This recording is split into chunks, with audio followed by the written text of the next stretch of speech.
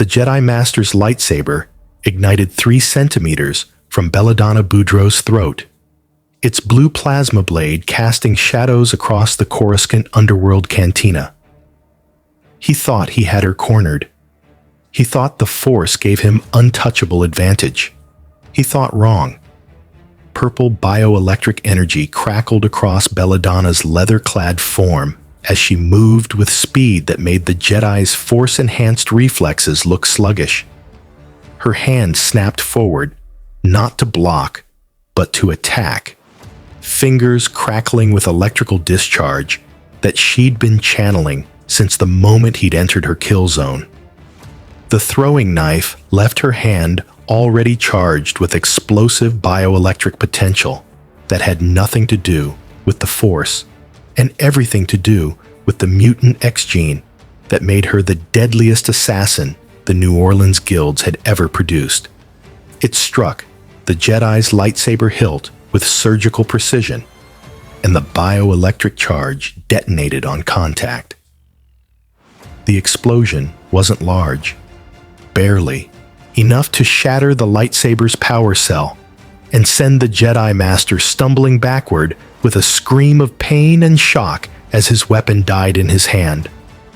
But it was enough. Belladonna was already moving, her body a blur of calculated violence, 3 more charged blades spinning through the air toward the Jedi's backup, 2 Padawans who'd thought flanking positions gave them tactical advantage. The knives struck with perfect accuracy, one embedded in a Padawan's shoulder, the second in another's thigh, both detonating with bioelectric fury that dropped them like broken puppets. Rule 1 of the Assassin's Guild, Belladonna said in her distinct New Orleans accent, her voice carrying honeyed danger as she stood over the disarmed Jedi Master, another charged blade held casually between perfectly manicured fingers. Never assume you understand your opponent's capabilities. The Force makes you arrogant, Cher. Arrogance makes you dead. The Jedi Master stared up at her with eyes wide with confusion and pain. What are you? That wasn't the Force. That energy, it's like nothing in our archives. No Sith technique, no dark side corruption. Just power that shouldn't exist. Oh, honey.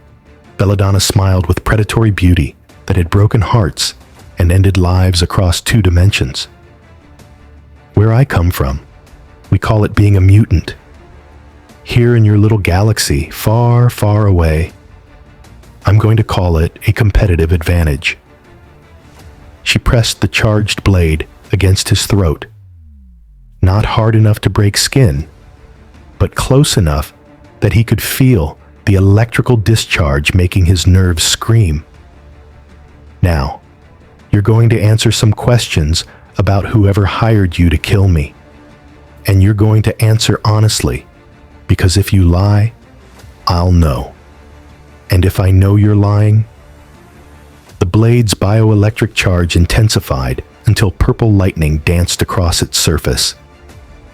Well, let's just say the Assassin's Guild has ways of making even Jedi Masters very, very cooperative.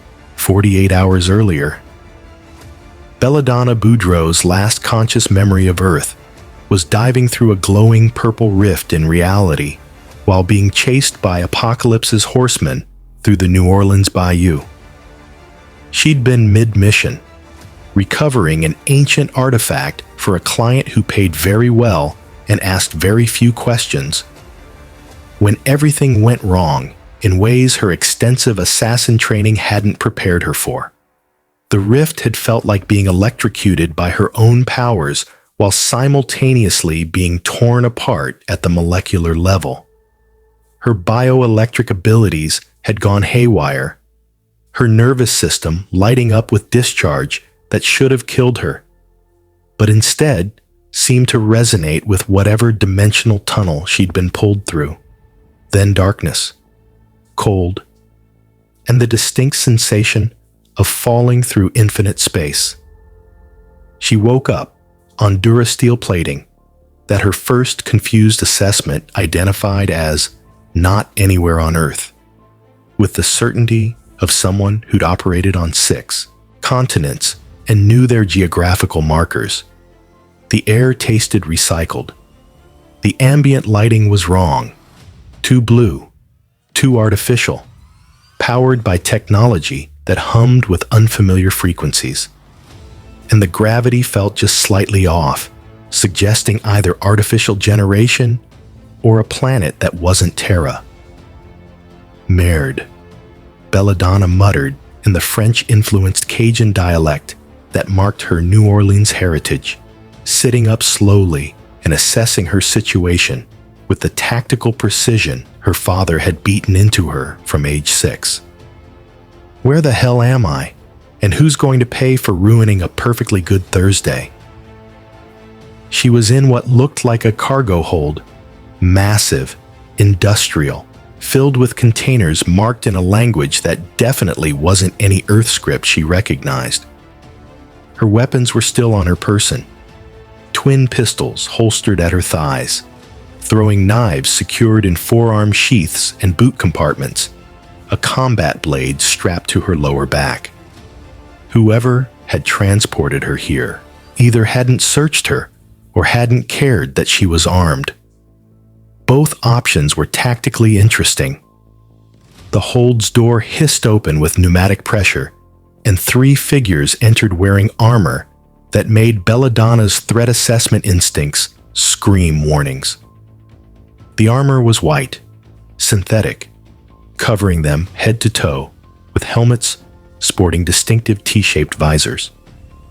Each carried weapons, blaster rifles. Her tactical mind identified after a moment's analysis, recognizing the barrel configurations and power pack placements, even if the specific technology was unfamiliar.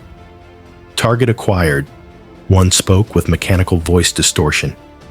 The alien female is conscious, proceeding with detainment protocol. Alien female? Belladonna's lips curved into a smile that had preceded violence on 5 continents. These people, whoever they were, had just made their first mistake, assuming she was helpless.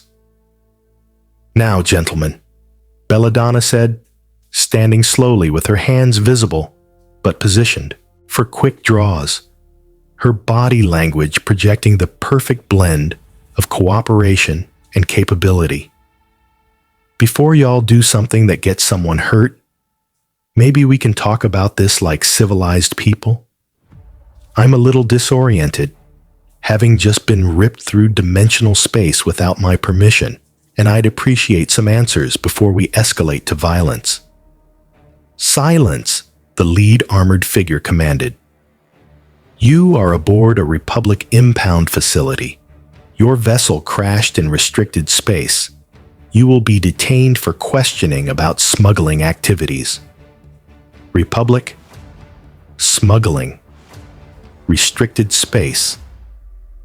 The words didn't fit any geopolitical framework Belladonna knew, which meant either she was dealing with a government conspiracy so deep it had its own terminology, or, and this seemed increasingly likely, she wasn't on Earth anymore.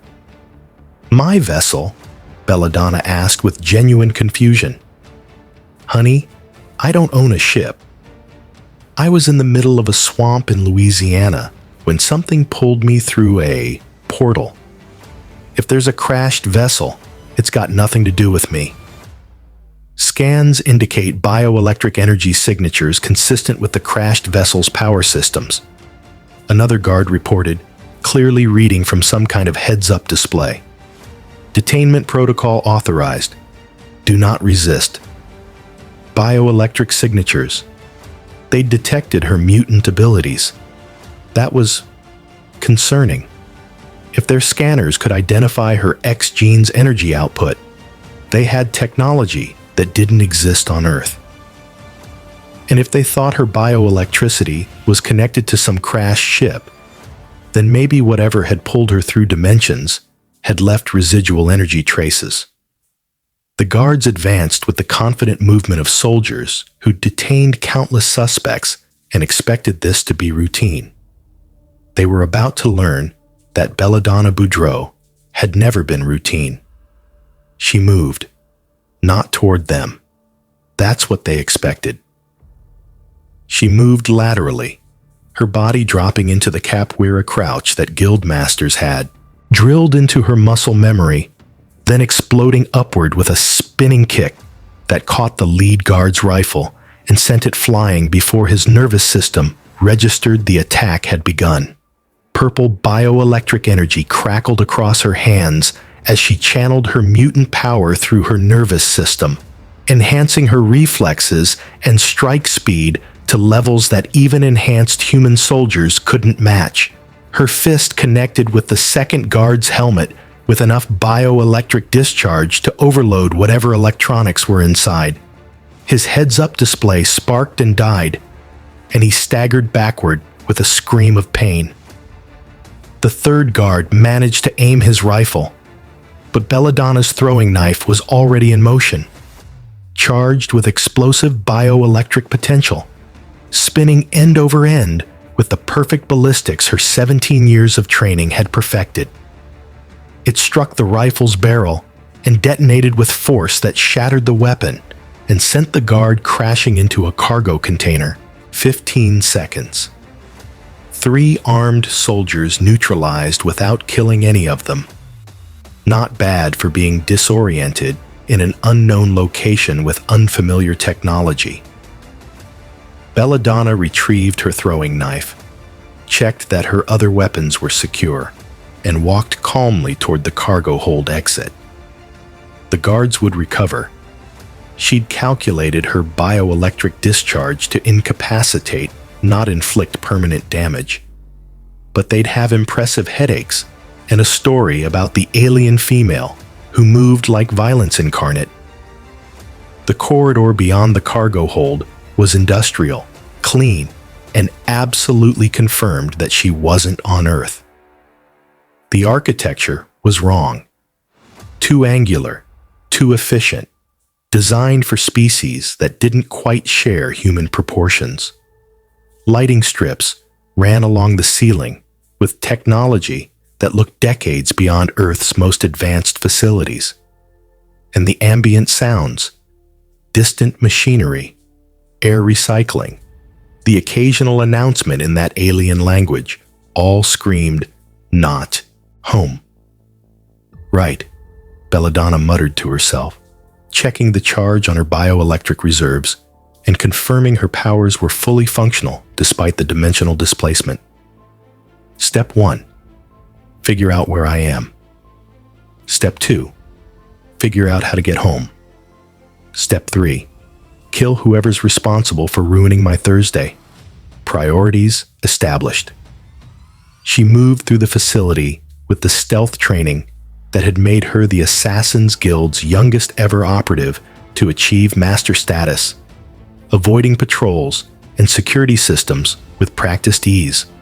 The fact that this Republic facility's security was designed for conventional threats rather than someone who could literally sense electronic systems through bioelectric resonance made infiltration almost insultingly easy. Within 20 minutes, she'd located what appeared to be a computer terminal, knocked out a technician with a precisely calculated bioelectric strike to his neural cluster, and was attempting to interface with the alien. Technology using the only method available, touching the console and letting her bioelectric abilities read the electrical patterns directly. It was a technique she'd developed while working corporate espionage contracts. Her mutant power could interpret electronic signals through direct contact, essentially reading computer systems through their electrical signatures. Usually, it gave her basic information: files present, security protocols, access levels. This time, it gave her a revelation that made her tactical composure crack. She was in the Star Wars universe, not a parallel Earth, not an alternate dimension where human history diverged, an entirely different galaxy where humans existed alongside dozens of alien species, where faster-than-light travel was routine, where an energy field called the Force gave certain individuals supernatural abilities, and where a massive intergalactic war, the Clone Wars, was currently devastating civilizations across thousands of systems.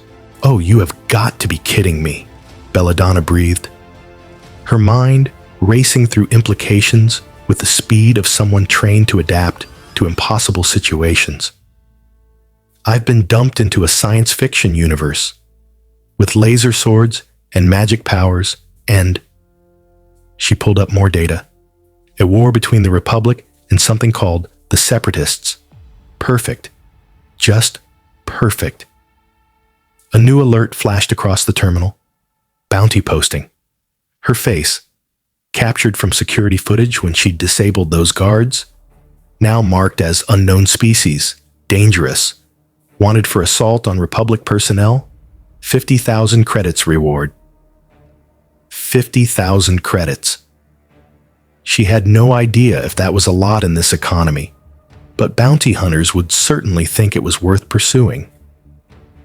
And if this universe operated anything like the underworld networks she knew, putting a price on someone's head meant that person had maybe hours before professional killers started tracking them. "Well," Belladonna said with grim humor, downloading everything she could access about this galaxy's criminal underworld, its power structures, and its various factions into a stolen datapad. "At least I'll have job opportunities." Assassin's Guild Rule 7. When reality gives you impossible situations, find out who's paying for solutions and charge them appropriately. She needed resources, information, a way to navigate this galaxy until she could find whoever or whatever had brought her here and force them to send her back. And based on what she was reading about this universe's criminal organizations, Black Sun, the Hutt cartels, Crimson Dawn, the Pike Syndicate, there were plenty of groups who'd value someone with her particular skill set. The terminal beeped a proximity warning. Security forces approaching her location. Time to leave. Belladonna grabbed the datapad, sabotaged the terminal with a bioelectric surge that would fry its systems and erase evidence of her data theft, and was moving toward the facility's hangar bay before the alarm started blaring. If she was stuck in this universe, she'd need transportation. And if this was Star Wars, that meant starships. The hangar bay was massive, easily the size of 3 city blocks, filled with vessels ranging from sleek fighters to bulky transports. Most looked military, but a few civilian ships were impounded at the far end. Belladonna's tactical assessment was immediate. Steal something fast enough to outrun pursuit, small enough for solo operation, and nondescript enough to avoid attention. She found it. A light freighter called Midnight Runner, according to the placard, configured for fast cargo runs with upgraded engines, and, her bioelectric senses confirmed, minimal security locks. Perfect. The vessel's ramp was secured with electronic locks that her bioelectric abilities bypassed in seconds. She could feel the locking mechanism's electrical signature, identify the patterns that kept it sealed, and simply override them with directed discharge. The ramp lowered with hydraulic hiss, and Belladonna was aboard before security forces realized what was happening. The cockpit was intimidating in its complexity. Dozens of controls, readouts in that alien language, systems she'd never seen before. But when she placed her hands on the flight console and let her bioelectric abilities interface with the ship's electrical systems, she felt something remarkable. She could understand it, not intellectually, but instinctively, through direct electrical communication with the ship's computer. Her mutant power, which had always let her sense and manipulate electrical systems, was essentially speaking the same language as this ship's technology. She couldn't read the alien text, but she could feel what each system did through its electrical purpose.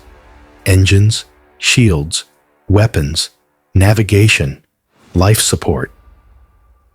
"The Assassin's Guild trains you for everything," Belladonna muttered, her hands moving across controls guided by bioelectric intuition rather than knowledge. "But I'm pretty sure fly alien spacecraft through electrical telepathy wasn't in the advanced curriculum." The engines powered up with a roar that made the entire hangar bay shudder. Belladonna felt the ship's systems coming online through her bioelectric connection. Shields activating, weapons charging, repulsor lifts engaging.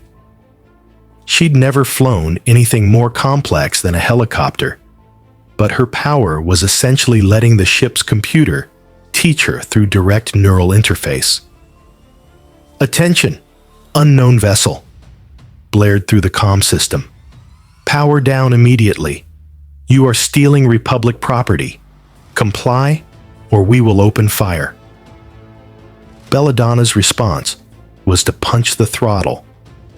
Guided by bioelectric instinct translated from the ship's own systems, and blast through the hangar bay's atmospheric shield with velocity that slammed her back into the pilot's chair.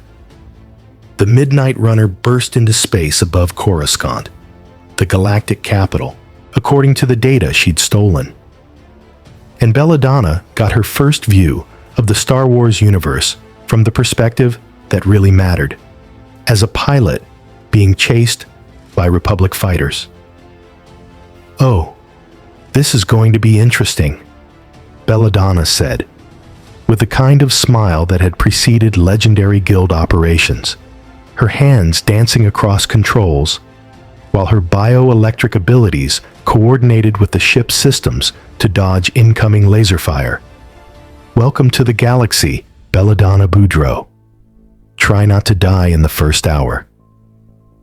Republic Phi wings descended on her position with professional precision, their pilots clearly trained for pursuit scenarios. Laser cannons painted space with red death that the Midnight Runner's shields barely absorbed. Belladonna's stolen vessel was fast but outgunned, and her piloting was 90% bioelectric intuition rather than actual skill. She needed an edge. Her bioelectric abilities flared, channeling through the ship's systems in ways its designers had never anticipated. She could feel the pursuing fighters' electronic signatures, their targeting computers, their engines, their shields, all radiating electrical patterns that her mutant senses could detect and interpret. And if she could detect them, she could disrupt them. Belladonna focused her power through the Midnight Runner's communication array, turning it into a broadcasting antenna for directed bioelectric discharge. The pulse that erupted from her ship was invisible to sensors, but devastatingly effective. It struck the pursuing V-Wings targeting computers and overloaded their circuits with electrical interference that their shielding wasn't designed to block.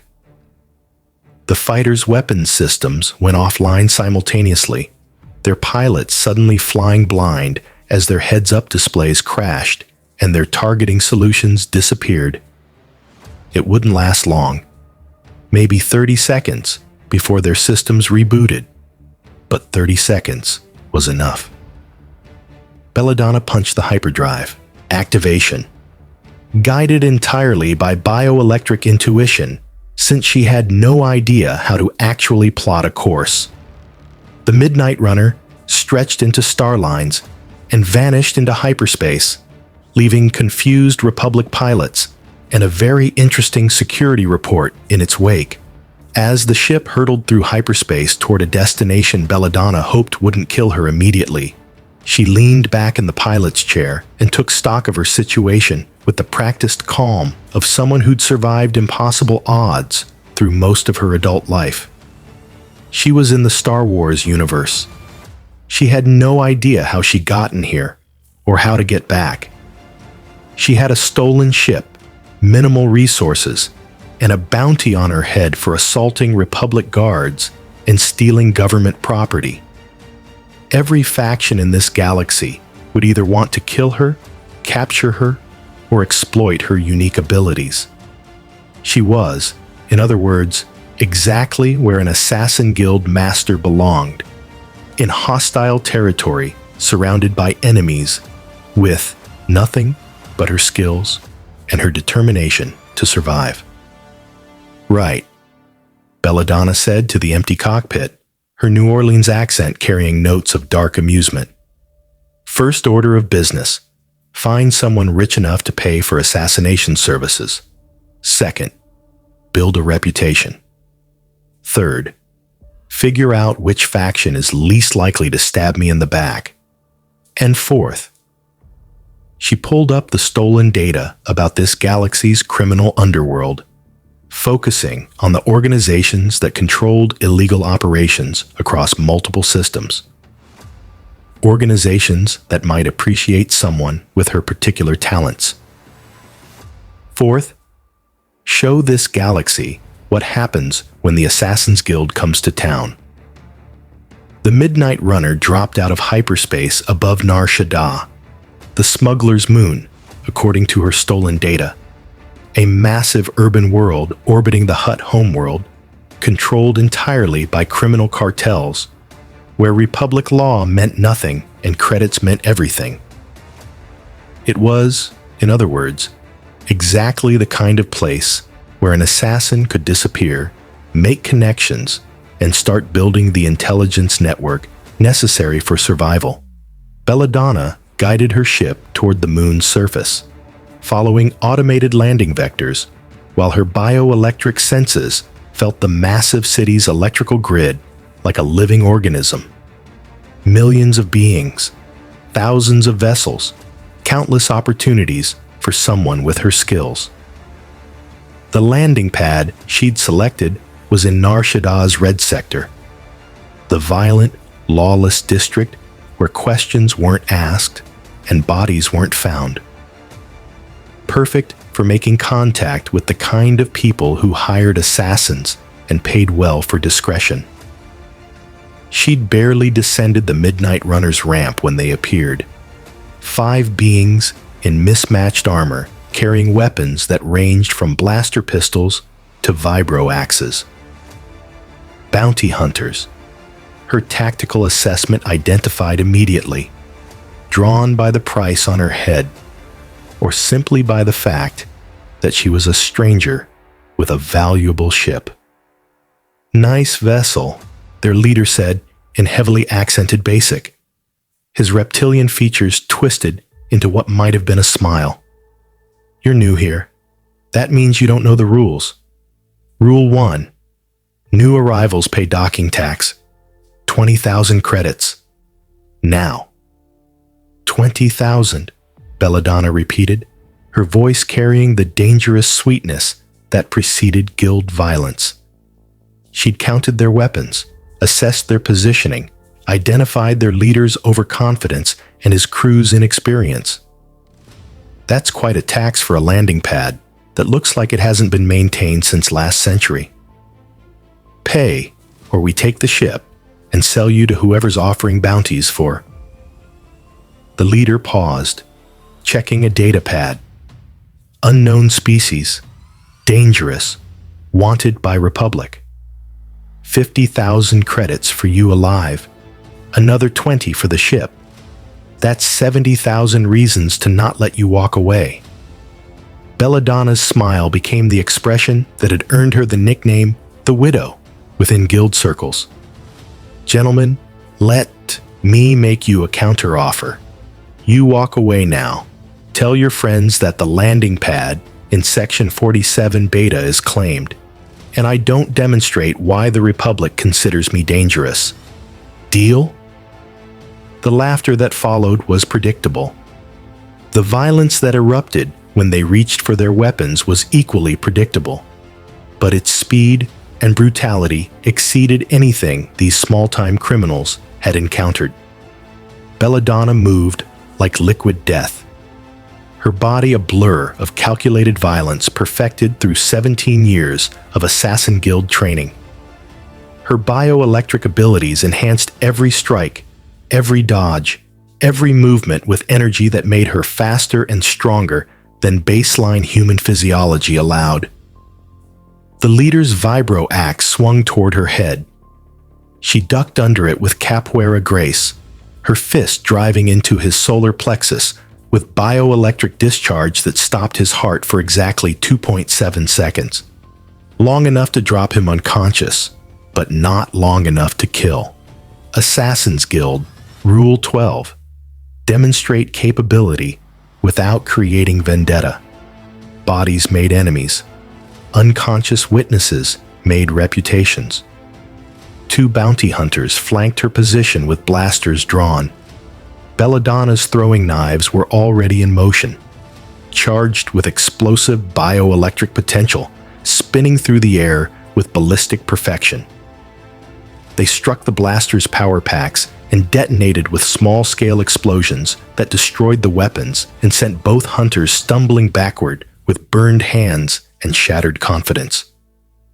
The 4th hunter tried for a submission hold, grabbing her from behind with strength that suggested cybernetic enhancement. Belladonna channeled bioelectric discharge directly into his neural implants, overloading them with electrical interference that made his own technology betray him. He released her with a scream and collapsed, his cyber enhancements temporarily paralyzed. The 5th hunter ran. Smart choice. 15 seconds. 5 opponents neutralized, with minimal injury and maximum intimidation. Belladonna collected her throwing knives, checked that the fallen hunters were alive but thoroughly discouraged, and walked calmly back into her ship to retrieve additional weapons and the stolen datapad. When she emerged, a crowd had gathered. Nar Shaddaa residents who'd witnessed the brief, brutal violence and were now reassessing their opinions about the newcomer. Word would spread quickly in a place like this. A woman who moved like death itself, who used some kind of electrical power that wasn't the Force, who'd arrived in a Republic impound vessel and demonstrated why the Republic wanted her captured. Exactly the reputation an assassin needed to attract quality clients. Landing pads claimed, Belladonna announced to the watching crowd, her voice carrying the authority of someone who'd commanded criminal organizations before. Anyone has problems with that, they're welcome to try what these gentlemen attempted. Results will be similar. Now, who here knows how to contact Black Sun? The question created the reaction she'd calculated. Surprise, followed by interest, followed by the inevitable step forward from someone entrepreneurial enough to see opportunity. A Rhodian in expensive clothing approached, his translator converting his native language to Basic. Black Sun doesn't deal with unknown commodities, the Rhodian said carefully. But if you're looking for work in your particular profession, I might know people who know people. What makes you worth the introduction? What makes me worth it? Belladonna smiled the smile that had preceded assassination contracts worth millions. Honey, I'm an assassin from a dimension where we don't need magic space powers to kill gods. I've eliminated targets protected by superhumans, artificial intelligences, and security systems that would make your Jedi look primitive. And I just got dumped into this galaxy with a bounty on my head and a very strong motivation to establish myself quickly. She let bioelectric energy crackle visibly across her hands, purple lightning that had nothing to do with the Force and everything to do with the X gene that made her special. I can interface with any electronic system through direct contact. I can charge objects with explosive energy. I can enhance my combat abilities beyond human limits. And I'm looking for employment with organizations smart enough to recognize talent when it literally falls out of dimensional rifts into their laps. The Rodian studied her for a long moment, then made a decision that would change the Star Wars underworld forever. Come with me. There's someone you should meet, someone who appreciates unique capabilities and has credits to pay for them. As Belladonna followed the Rodian into Nar Shaddah's neon-lit depths, past cantinas where alien species drank and dealt, through markets where illegal weapons and slaves were traded openly, she felt something familiar despite the alien setting. The criminal underworld's pulse, its rhythms of power and violence and opportunity. She'd operated in this environment her entire adult life, just on a different planet, in a different dimension. But power structures were power structures. Crime was crime. And assassination was assassination, regardless of whether your targets bled red blood or green ichor. The Rodian led her to a high-rise overlooking the moon's lower levels, through security that would have been impressive if Belladonna's bioelectric senses couldn't detect every electronic lock and automated defense. They took a turbo lift to the penthouse level, where the air suddenly tasted expensive and the furnishings screamed wealth. A figure waited in the shadows, humanoid, but with features that suggested mixed heritage, wearing expensive clothes and radiating the kind of confidence that came from controlling significant criminal operations. When he spoke, his voice carried the educated tones of someone who'd risen through intelligence rather than pure violence. "I am Savos Terran," he introduced himself, stepping into the light to reveal features that mixed human and near-human ancestry. "I coordinate Black Sun operations in this sector, and you, according to every source I have, are either the most interesting opportunity or the most dangerous liability to walk into Nar Shaddaa in years." "Belladonna Boudreaux," she replied, her New Orleans accent marking her as definitively foreign in this galaxy. "Assassin Guild of New Orleans, though I suspect that means nothing to you since I'm from a completely different dimension. And I'm whichever you need me to be, opportunity or liability. Depends on whether you're smart enough to hire me or stupid enough to try capturing me for that Republic bounty." Savos laughed, genuine amusement mixed with respect. "I like you. Direct, confident, clearly capable, based on the security footage I've already received from your landing pad encounter, but before Black Sun considers employment, I need to understand what you actually are. That power you demonstrated, it's not the Force. My analysts are quite certain of that. So what is it?" "Where I come from, we call it being a mutant," Belladonna explained, deciding that honesty was tactically viable since these people had no frame of reference for X genes anyway. "Genetic variation that grants superhuman abilities. My specific gift is bioelectric energy generation. I can produce and manipulate electrical discharge through my body, use it to enhance my physical capabilities, charge objects with explosive potential, and interface directly with electronic systems." She demonstrated by touching Savos's desk and letting her bioelectric senses read the security systems embedded in it. Hidden weapons, recording devices, alarm triggers.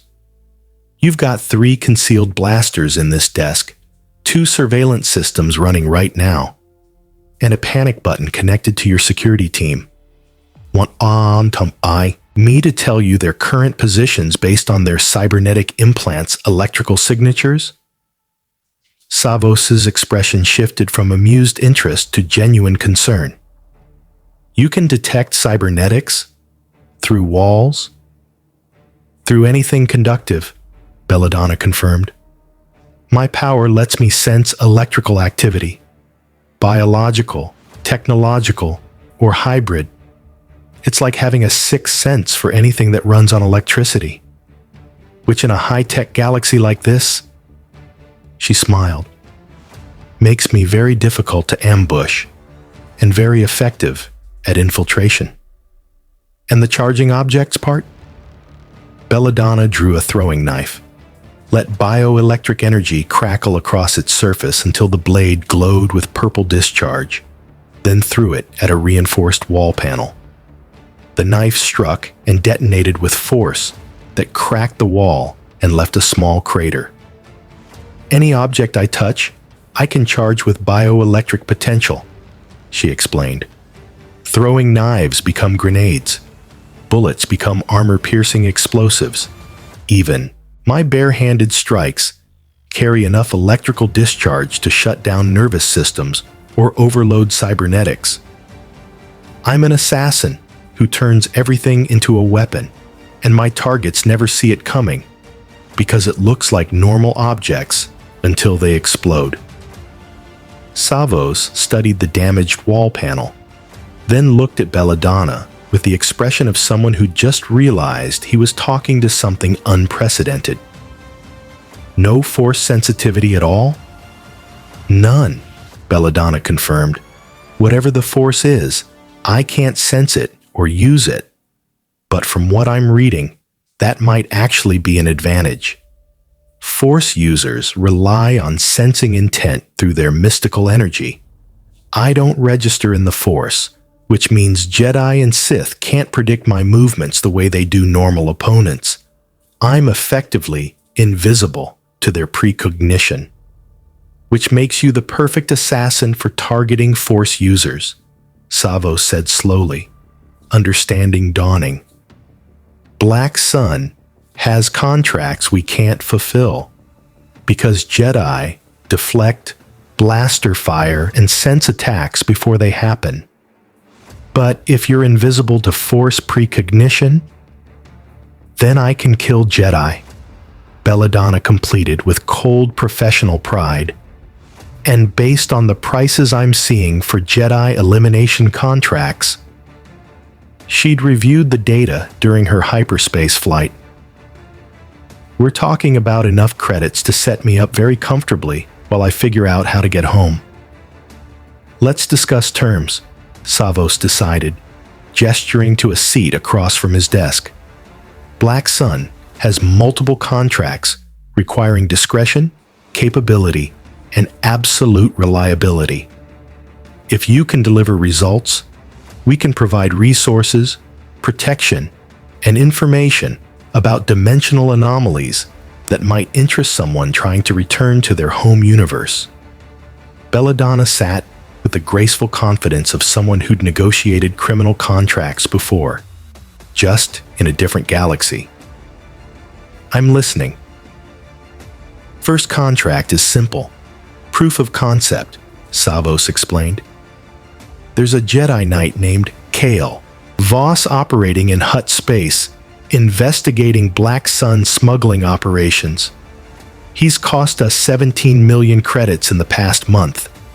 Standard assassination contracts have failed. Jedi precognition lets him sense attacks before they materialize. We need someone who can bypass that advantage. Payment? 500,000 credits for confirmation of death. 1 million if you can make it look like accident or natural causes. 500,000 bonus if you can retrieve his lightsaber as proof without damaging it. Belladonna's mental math converted that to Earth money and found it comfortably in the 7-figure range. Time frame? 2 weeks. He's currently on Nar Shaddaa, investigating a warehouse complex in the industrial sector. We'll provide location data, schedule information, everything our intelligence network has gathered. Done, Belladonna agreed. But I'll need a few things first. Local currency for bribes and equipment purchases. Information about Jedi combat capabilities beyond what basic research provides. And a secure communication channel for delivering proof without Republic interception. All easily arranged, Savos confirmed. Welcome to Black Sun, Miss Boudreaux. I suspect you're going to become one of our most valuable assets very quickly." As Belladonna left the meeting with a datapad full of target information and a cred stick containing 50,000 credits as operational advance, she felt the familiar rush that preceded high-stakes guild operations. A new universe, a new target, a new challenge. But the fundamentals remained the same. Identify weaknesses, exploit them with precision, complete the contract with maximum efficiency and minimum evidence. Jedi Knight Kyle Voss was about to learn that the Force wasn't the only power in the galaxy. And Belladonna Boudreaux was about to demonstrate why the Assassin's Guild had dominated Earth's underworld for 3 centuries. The game was on. Belladonna has accepted her first contract to kill a Jedi Knight, setting up an explosive confrontation between bioelectric assassin and Force user. Kyle Voss was going to die in approximately 72 hours, and he had no idea his death was already being planned by someone the Force couldn't warn him about. Belladonna spent the first 48 hours doing what she always did before high-value assassinations: reconnaissance, pattern analysis, and vulnerability identification. The Assassin's Guild had taught her that rushing into kills was how amateurs died and professionals survived. You learned everything about your target before you ever got within striking distance.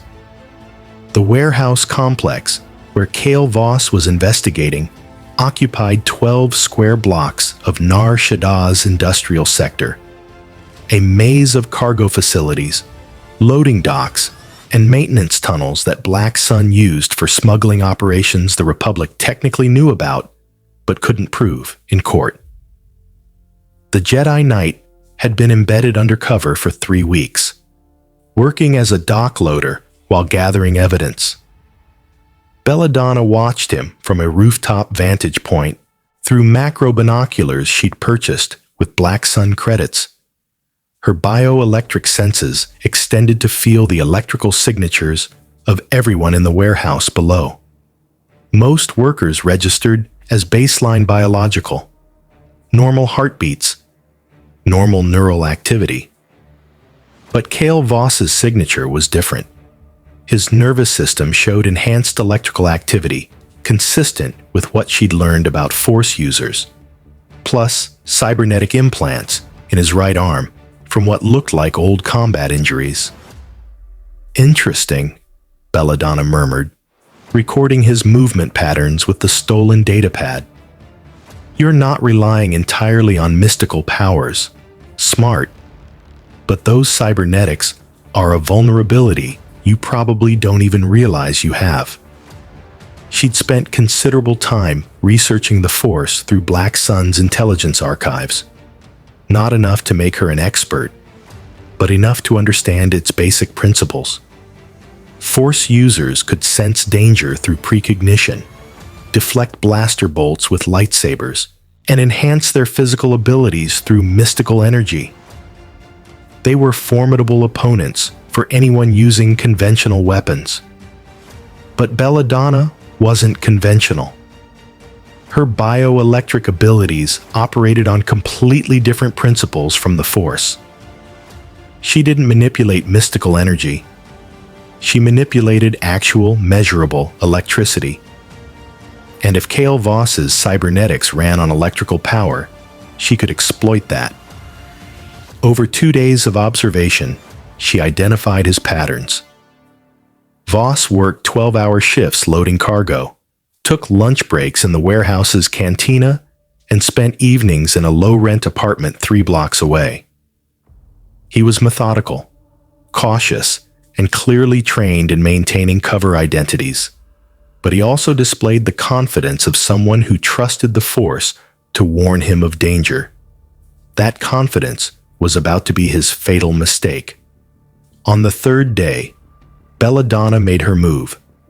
The warehouse complex's power systems ran through a central hub that Black Sun's intelligence had mapped in detail. Belladonna infiltrated through maintenance tunnels, using stealth skills that made Nar Shaddaa's security look amateurish.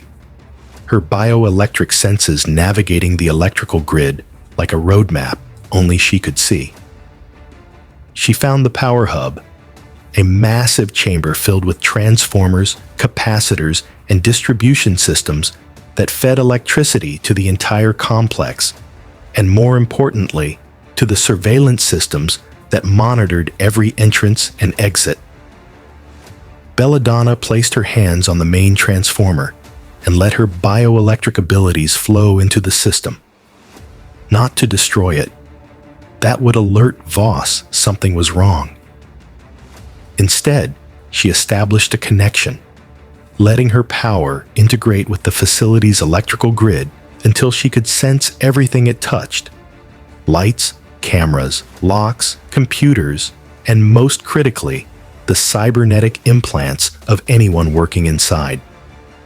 She could feel Kale Voss's cybernetic arm like a beacon in her bioelectric awareness.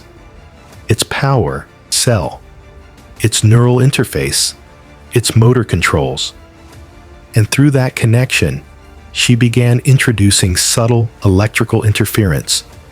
Not enough to shut it down, just enough to create minor malfunctions that would seem like normal wear and tear. The cybernetic arm's response time slowed by milliseconds. Its grip strength became unpredictable. Its sensory feedback started sending incorrect signals to Voss's brain. Small problems that a Jedi might attribute to equipment failure rather than active sabotage. Problems that would create critical vulnerabilities during combat. Phase 1 complete. Now, for Phase 2. Isolating the target. Belladonna moved through the warehouse complex like a ghost. Her stealth training, combined with bioelectric interference that made surveillance cameras briefly glitch whenever she passed. She planted charges throughout the facility. Small explosive devices rigged to her bioelectric signature, impossible to detect through normal security scans because they weren't actually armed until she activated them remotely. The charges weren't meant to kill Voss. They were meant to drive him exactly where she wanted him. Into the maintenance sublevel where security was minimal. Witnesses were absent, and the Force wouldn't save him from an enemy he couldn't sense approaching. 23 hours after beginning her infiltration, everything was ready. Kale Voss finished his shift and headed toward the warehouse exit, unaware that every step was being tracked by someone whose bioelectric senses felt his cybernetic signature like a tracking beacon. Belladonna waited until he passed the point of no return, then activated the charges. The explosions weren't massive, carefully calculated to create panic without catastrophic casualties. Assassin's Guild Rule 3. Collateral damage created investigations. Targeted chaos created opportunities. The warehouse erupted into controlled emergency as workers fled. Alarms blared, and security teams mobilized to assess the damage. In the confusion, Kale Voss did exactly what Belladonna predicted. Instead of fleeing with the civilians, the Jedi Knight's training and duty took over. He moved against the crowd, heading toward the explosion sites to help with evacuation. Right into the maintenance sublevel where Belladonna was waiting. She felt him approaching before he rounded the corner. His cybernetic arm's electrical signature preceded him by several seconds, giving her time to position herself in shadows his Force precognition couldn't penetrate because she didn't exist in the Force at all. Kale Voss entered the sublevel corridor with his lightsaber in hand but not ignited, his Jedi senses clearly trying to detect threats. His human features showed concentration as he extended his Force awareness, searching for danger. He found nothing, because Belladonna Boudreaux had no Force presence to detect. looking for someone. Belladonna's voice emerged from the shadows, her New Orleans accent, marking her as foreign in ways that transcended mere geography. She stepped into the dim light with casual confidence, her weapons holstered, but hands positioned for quick draws. Or maybe looking for something, like evidence of Black Sun smuggling operations that you've been documenting for 3 weeks. Voss's lightsaber ignited instantly, blue blade humming with energy that cast dramatic shadows across the maintenance corridor. His stance shifted into defensive form, his Jedi training evident in every movement. But confusion flickered across his face. The Force should have warned him someone was here, should have let him sense hostile intent. "Who are you?" Voss demanded, his voice carrying the authority of someone used to criminals surrendering when confronted by Jedi. "You're trespassing in a restricted investigation zone. Stand down and—" Belladonna moved. Not toward him. That's what his training anticipated. She moved laterally while simultaneously channeling bioelectric energy into the corridor's lighting systems, causing them to strobe wildly with electrical discharge that disrupted his visual processing. Her throwing knife left her hand before his Force precognition could warn him, charged with bioelectric potential and aimed not at Voss, but at his cybernetic arm's power coupling. The knife struck with surgical precision, and the bioelectric charge detonated directly into his cybernetic systems. Voss screamed as his cybernetic arm's electronics overloaded, sparking and smoking as Belladonna's electrical discharge fried circuits that weren't shielded against that specific type of attack. His lightsaber wavered as the neural interface connecting his arm to his brain sent contradictory signals: pain, malfunction, system failure. "Surprise," Belladonna said with cold professional satisfaction, already moving to press her advantage. Lesson 1 about cybernetics. They're wonderful tools until someone who can manipulate electricity decides there are vulnerabilities. Your Force didn't warn you I was here, did it? That's because I don't register in your mystical energy field. I'm invisible to Jedi precognition. She drew her pistols, not standard blasters, but modified weapons she'd purchased with Black Sun credits and enhanced with her own bioelectric modifications. Each bullet was charged with explosive energy as it left the barrel, turning conventional ammunition into armor-piercing explosives.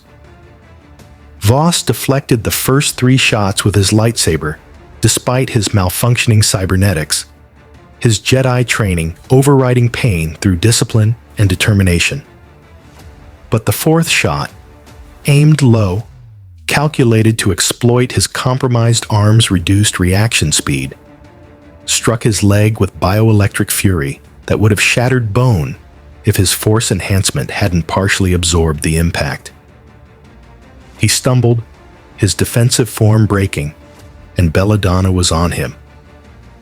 She moved with the brutal efficiency of 17 years of assassins, guild training, capoeira's flowing strikes, combined with Savate's devastating kicks, each movement enhanced by bioelectric discharge that made her faster and stronger than baseline human physiology allowed.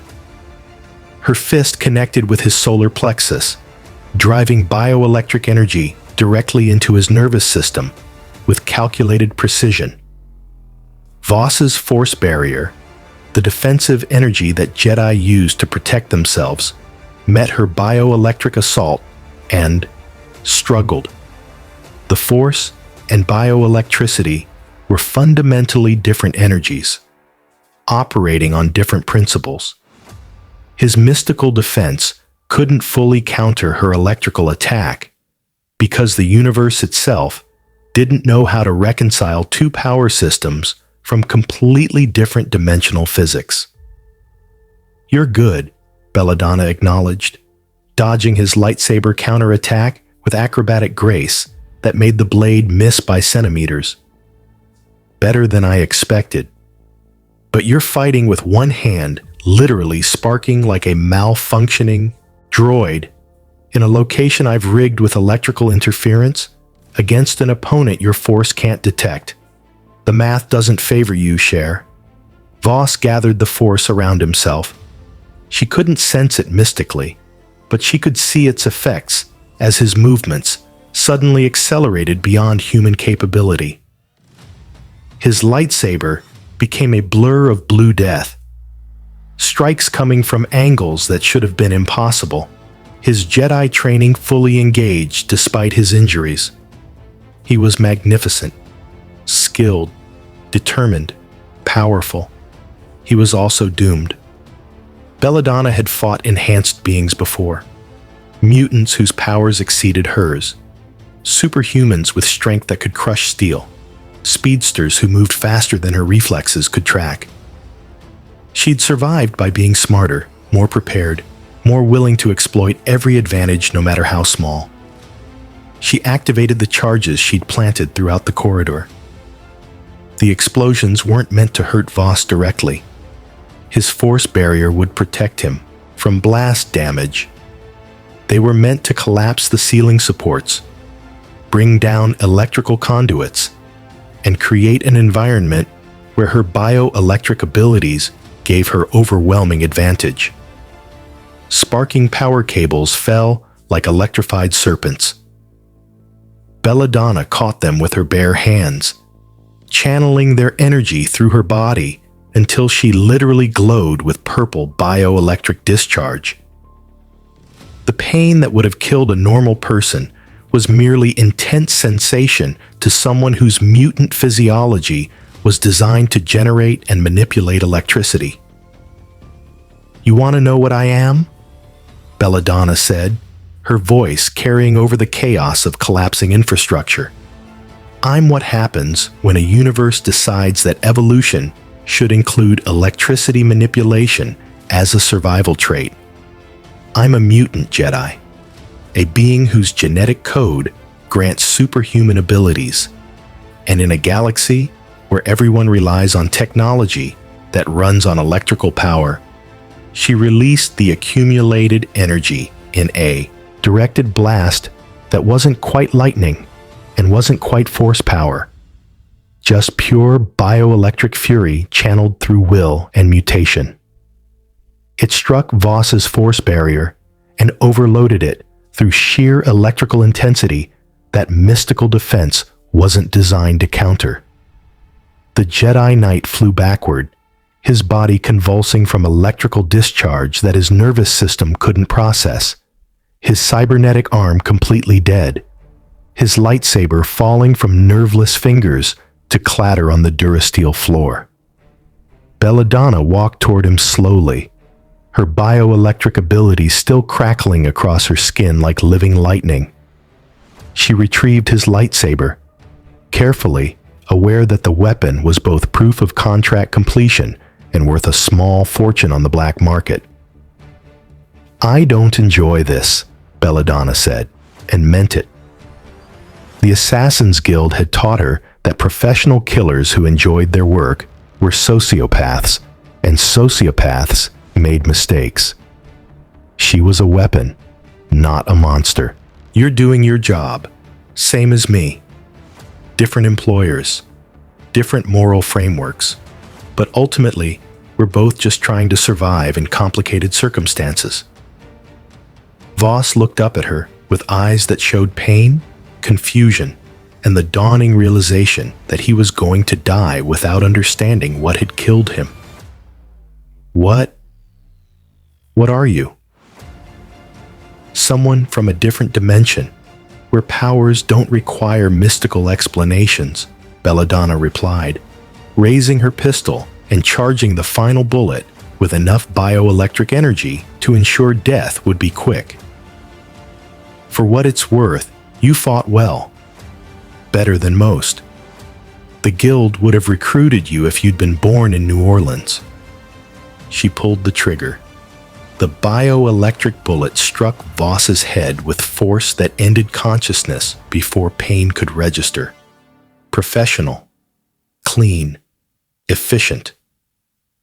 Belladonna collected the lightsaber, disabled the maintenance sub-level's remaining surveillance with bioelectric pulses, and was gone before security teams arrived to find the Jedi Knight's body amid the accidental collapse caused by faulty power systems.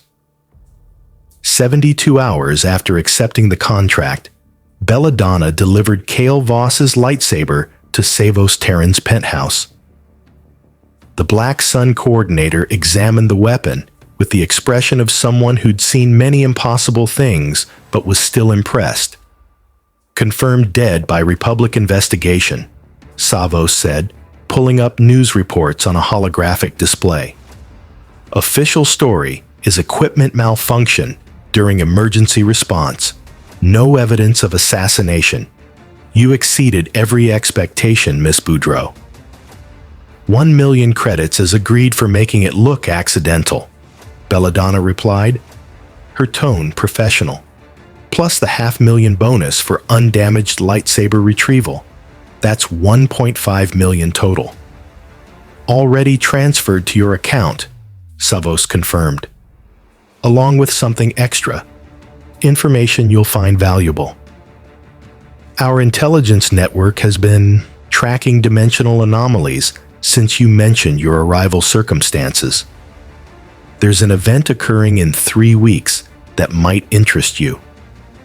He pulled up data showing energy readings, spatial coordinates, and scientific analysis that meant nothing to Belladonna's non-physicist brain.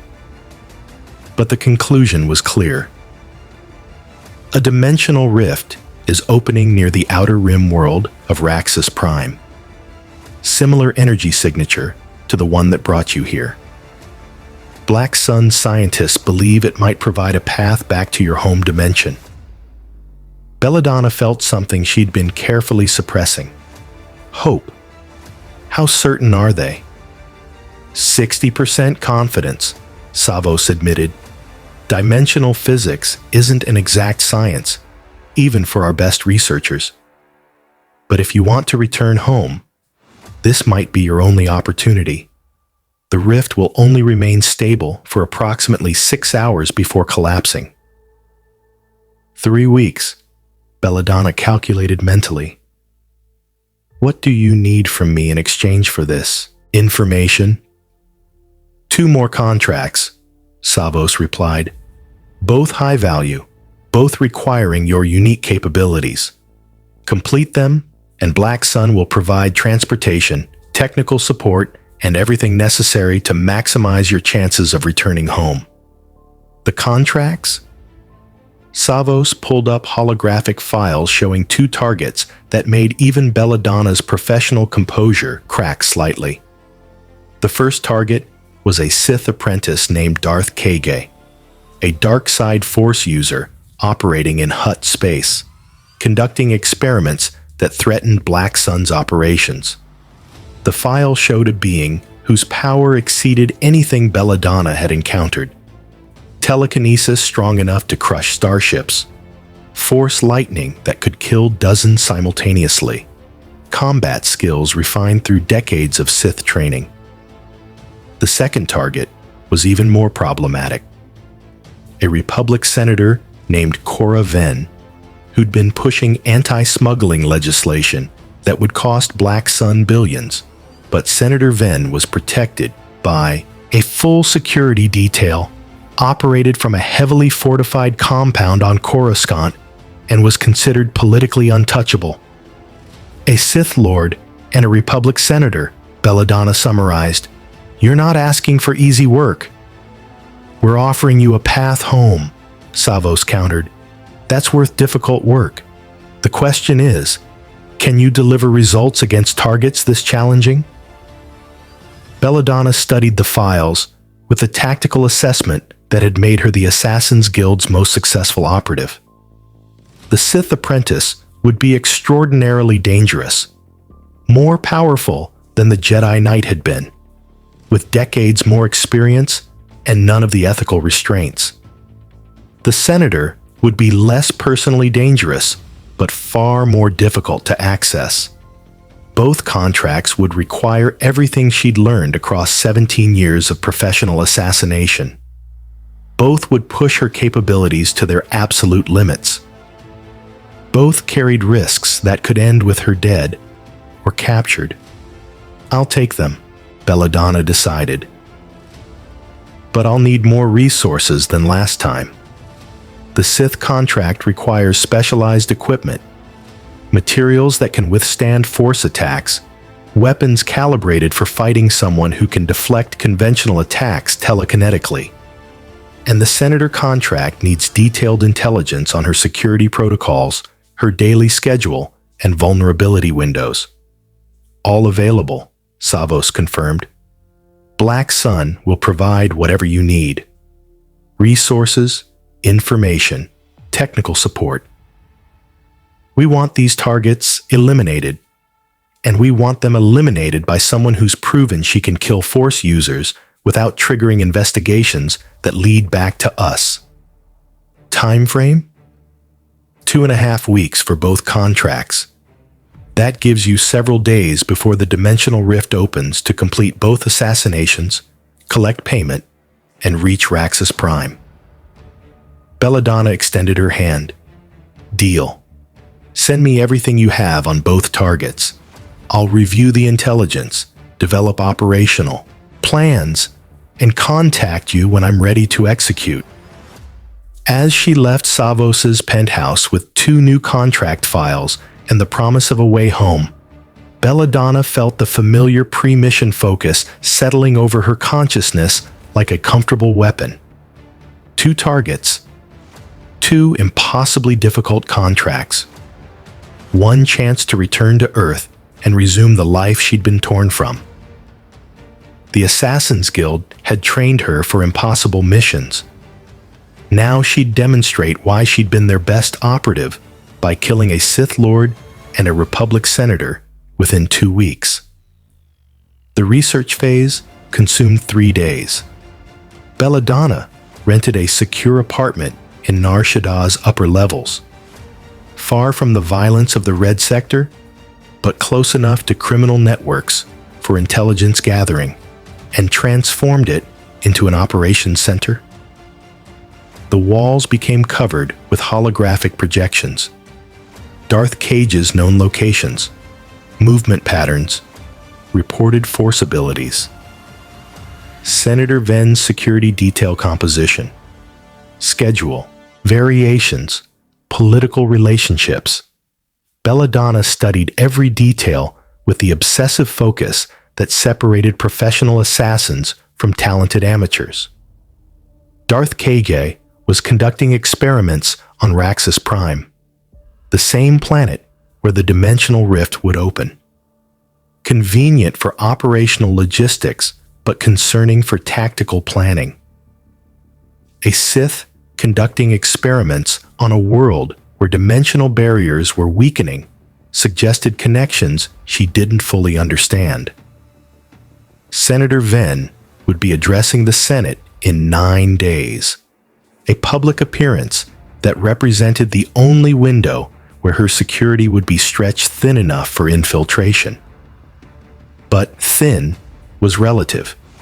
The senator would still have a dozen bodyguards, automated defenses, and security protocols designed by the Republic's best strategic minds. 2 impossible contracts, Belladonna muttered to herself in Cajun-accented basic, studying the tactical displays. One involving a Force user who can kill with thoughts. One involving penetrating Coruscant's most secure facilities. And I've got 11 days to plan and execute both while preparing for dimensional transit home. She poured herself a drink. Corellian whiskey, purchased with Black Sun credits, smooth and expensive, and allowed herself 30 seconds of doubt. This was beyond anything the Assassin's Guild had prepared her for. Different dimension, different physics, enemies with powers that transcended human capability. Then she finished the drink, set down the glass, and got back to work. Because doubt didn't complete contracts, planning did, preparation did. The willingness to exploit every advantage and create opportunities where none existed did. Darth Cage would die because Belladonna would find the vulnerability all Force users possessed, overconfidence in their mystical abilities. Senator Venn would die because Belladonna would find the flaw all security systems shared. They were designed by beings with predictable thinking who couldn't imagine threats operating outside conventional parameters. And Belladonna Boudreaux would return home because she refused to accept that dimensional barriers were more permanent than any other obstacle the universe had placed in her path. The planning continued through the night, tactical scenarios forming and being discarded, approaches being refined through mental simulation, backup plans developing for when primary strategies inevitably encountered unexpected complications. By dawn, she had operational frameworks for both contracts. By noon, she'd contacted Black Sun Resources to acquire specialized equipment. By evening, she was reviewing the final details of what would be the most challenging week of her professional career. A Sith Lord who could sense danger through the Force, but couldn't sense her. A senator protected by the Republic's best security, but vulnerable to someone who could interface with electronic systems through bioelectric manipulation, and a dimensional rift that represented her only chance at returning home, dependent on completing both contracts within 11 days. Laissez le bon temps rouler, Belladonna said with dark humor, using the Cajun phrase that meant, let the good times roll. It was what her father always said before guild operations that would either end in legend or death.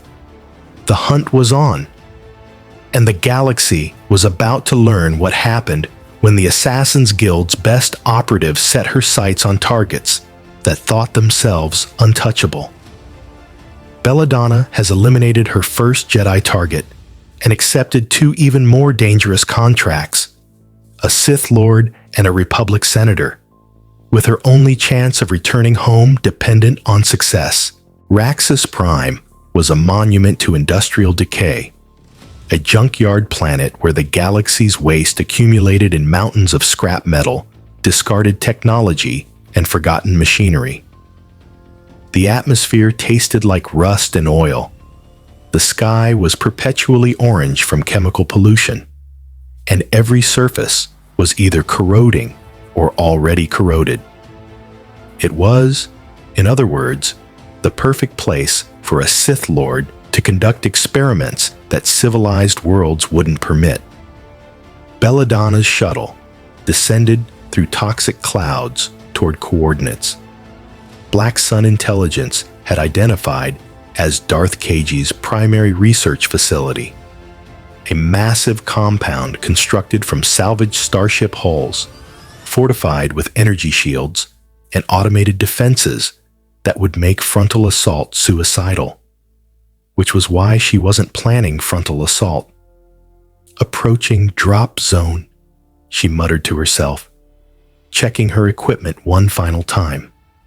The past week had been spent acquiring specialized gear that Black Sun's resources provided. Thermal charges capable of penetrating reinforced durasteel, a stealth field generator that bent light around her body, weapons modified to fire projectiles charged with her bioelectric energy, and, most critically, a device Black Sun scientists called a force dampener. Experimental technology, the Rhodian technician had explained when delivering it, generates an electromagnetic field that disrupts force sensitivity within a 5-meter radius. Won't stop a Sith Lord's powers completely, but it'll weaken them, make them fight more like enhanced humans than mystical warriors. Belladonna had tested the device extensively, confirming it created electrical interference her bioelectric senses could feel. A field that would indeed disrupt the kind of energy manipulation Force users relied on. Combined with her natural invisibility to Force precognition, it meant Darth Cage would be fighting partially blind against an enemy he couldn't sense approaching.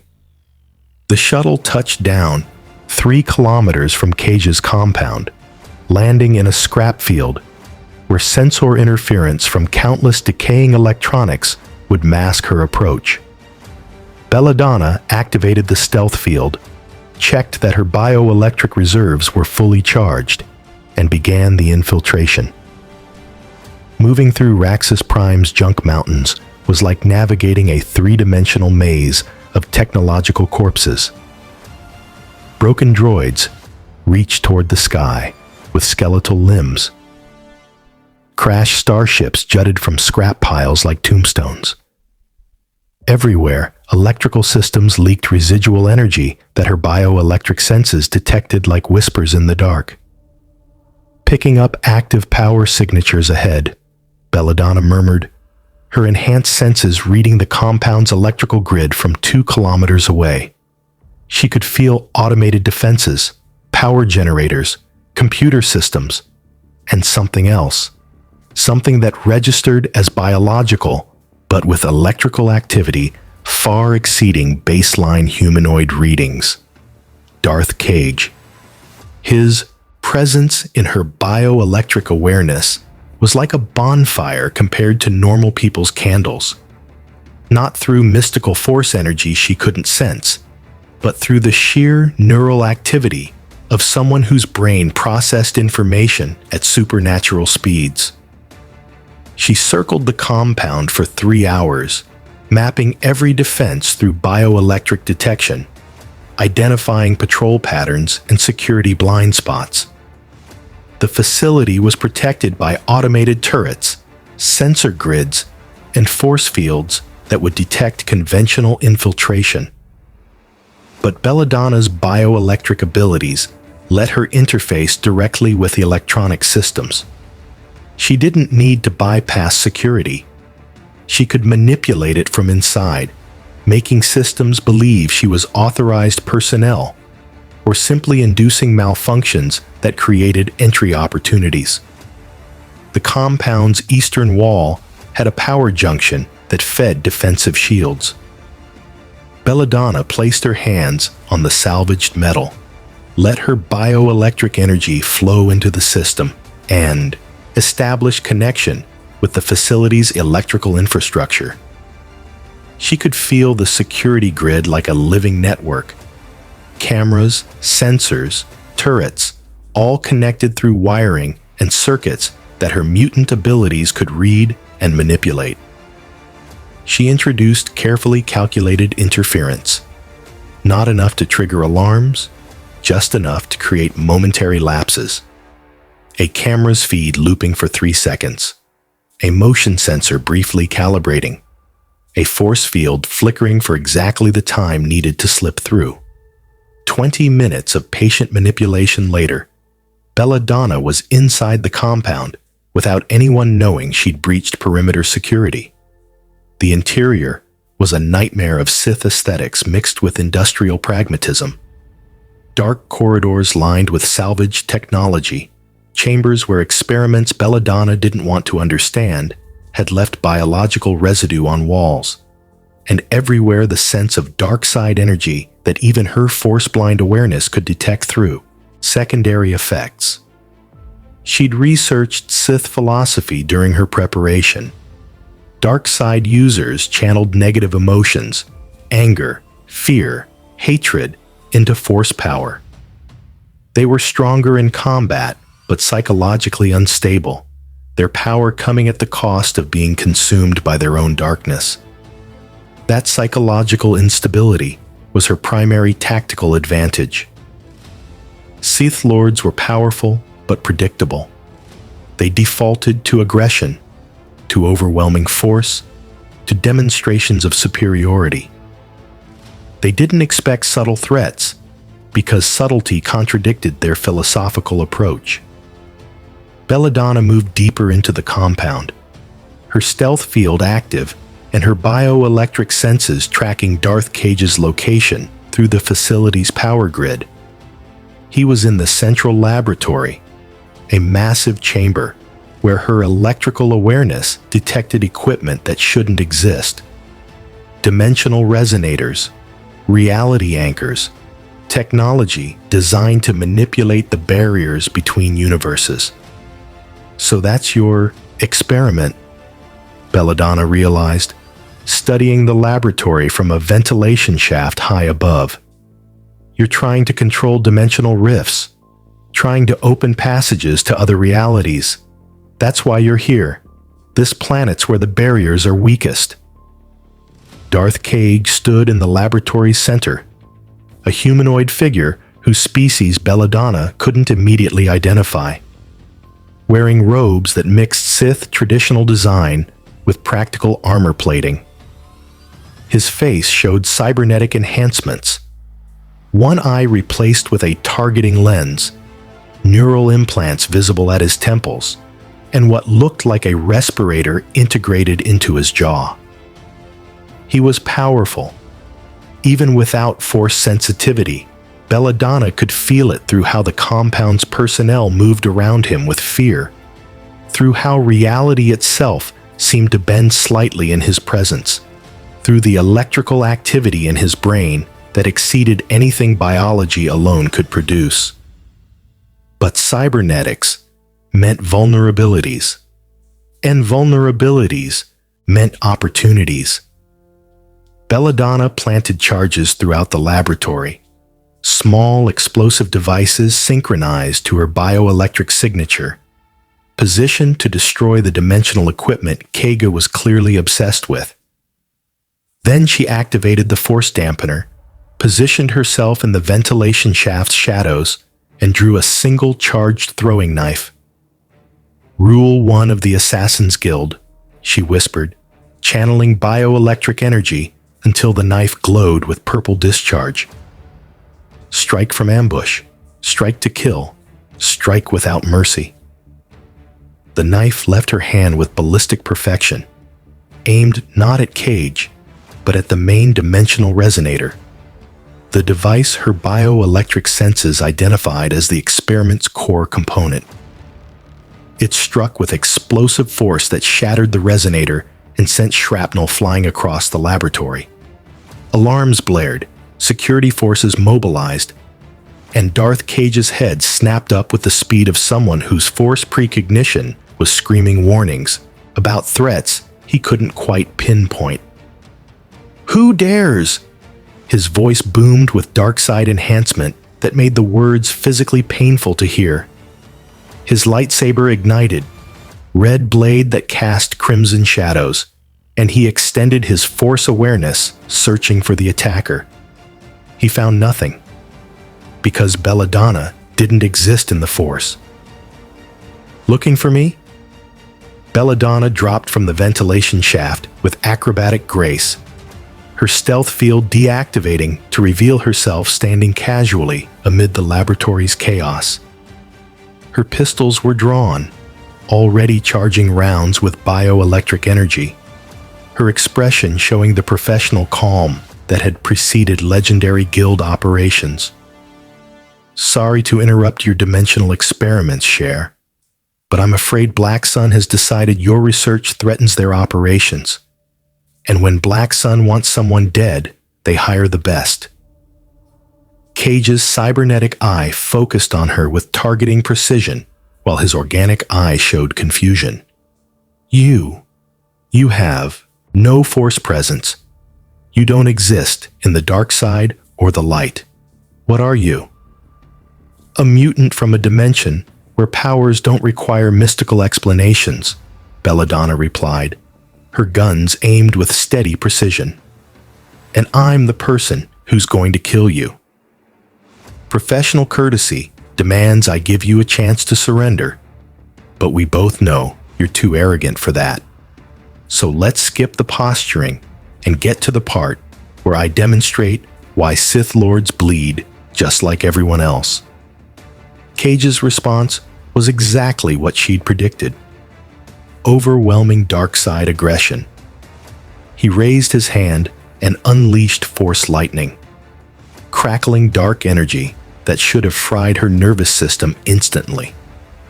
The force dampener's electromagnetic field intercepted the attack, disrupting the mystical energy enough that it struck with diminished force. Belladonna felt electricity slam into her body. Painful, intense, but manageable for someone whose mutant physiology was designed to handle bioelectric discharge. She channeled the energy through her own nervous system, absorbed it, converted it, and released it back at Cage as a bioelectric blast that operated on completely different principles from force lightning. The Sith Lord's force barrier rose to deflect the attack and struggled.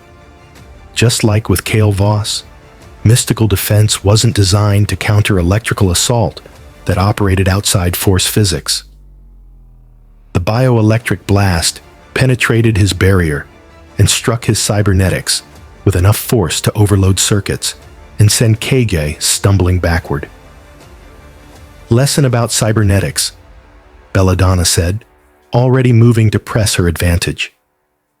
They're wonderful until someone who manipulates electricity decides their liabilities. Every implant you have is a vulnerability I can exploit. She fired her pistols, not at Cage directly, but at the laboratory's power conduits.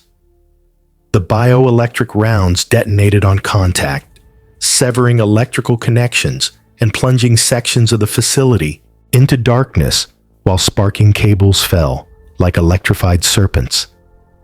Belladonna grabbed the falling cables with her bare hands. The electricity that would kill normal beings was fuel for her mutant abilities. She channeled it through her body until she literally glowed with purple bioelectric discharge, becoming a living weapon powered by the facility's own electrical grid. Impressive, Cage admitted, his lightsaber moving into aggressive Juyo stance, the most unpredictable and violent of Sith combat forms. But parlor tricks with electricity won't stop a Sith Lord who's mastered the dark side for 40 years. He attacked with speed that exceeded human capability, his lightsaber tracing patterns that should have been impossible, his movements enhanced by decades of force training and combat experience. The red blade came at Belladonna from 7 different angles simultaneously through techniques so refined it bordered on prescient.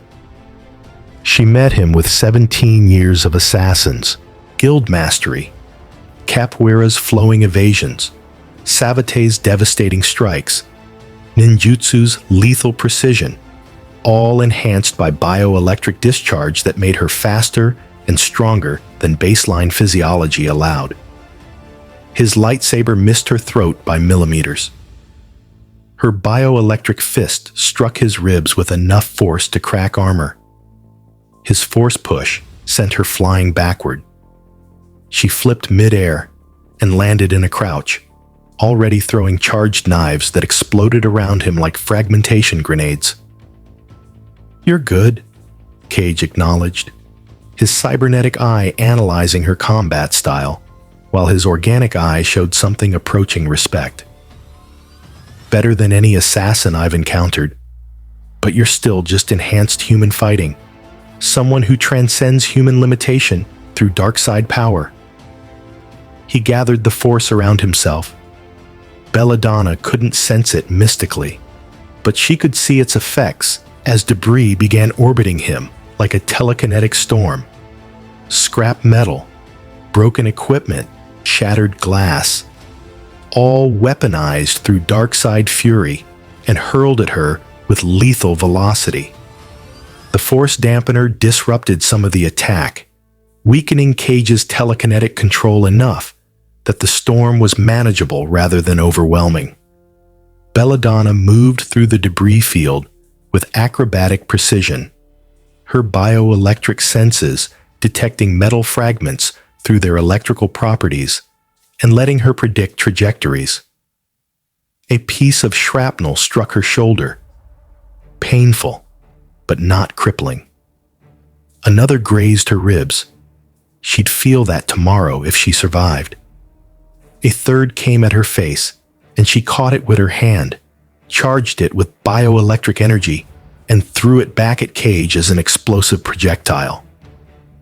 The fragment detonated against his force barrier, and Belladonna was already moving, closing distance while his attention was divided. Her combat blade, vibrating at high frequency and charged with bioelectric potential, struck his lightsaber in a clash that sent sparks flying and created harmonic resonance that made both weapons scream. "You can't win," Cage said, his voice carrying absolute conviction, even as his cybernetics sparked from her electromagnetic interference. "The dark side grants power beyond your comprehension. Every moment we fight, I'm drawing on fury and hatred that make me stronger. What do you have except mutation and training?" "I have something you've forgotten," Belladonna replied, her combat blade locked against his lightsaber, while her free hand pressed against his chest plate and released bioelectric discharge directly into his cybernetic systems. "I have desperation. I have a way home that depends on completing this contract. And I have absolutely nothing to lose by using every dirty trick, every guild technique, and every advantage my mutation provides." She activated the charges she'd planted throughout the laboratory. The explosions were coordinated chaos, thermal charges detonating in sequence to create cascading destruction that collapsed support beams, shattered equipment, and turned the laboratory into a death trap of falling debris and electrical fires. Cage's force powers protected him from the immediate blast, his barrier deflecting shrapnel and his telekinesis clearing debris. But the explosions served their purpose. They destroyed his dimensional research, eliminated his experimental data, and created an environment where Belladonna's bioelectric abilities gave her overwhelming advantage. Sparking power cables fell like rain. Belladonna caught them, channeled their energy, became a conduit for electricity that should have killed her, but instead made her stronger. Her bioelectric reserves filled beyond anything her mutation normally sustained. She was drawing power from the facility's grid, from its backup generators, from every electrical system still functioning. She released the accumulated energy in a directed blast that wasn't lightning or force power or any attack Cage's training had prepared him for. It was pure bioelectric fury, mutation given form, evolution weaponized, the X-gene's gift turned into ultimate assault. The blast struck Cage's force barrier and overloaded it through sheer electrical intensity. His cybernetics exploded, targeting eye shattering, neural implants burning out, respirator failing. He screamed as his own enhancements became weapons that attacked him from inside, as the very technology he'd relied on for 40 years betrayed him under bioelectric assault no Sith defense could counter. His lightsaber fell from nerveless fingers. His force powers flickered as his compromised brain struggled to maintain mystical connection. He collapsed to his knees, smoke rising from ruined cybernetics, his organic eye showing shock and disbelief. "How?" Cage gasped, his voice raw without the respirator's enhancement. "How did you... No Jedi could... No Force user could..." "Because I'm not a Force user," Belladonna said, standing over him with her pistol drawn and charged with final bioelectric round. "I'm something your Sith philosophy never anticipated. Someone whose power comes from genetics rather than mysticism. Someone invisible to force precognition. Someone who can exploit the weaknesses all Force users share. Overconfidence in mystical abilities and dependence on technology vulnerable to electrical manipulation. She pressed the pistol against his forehead.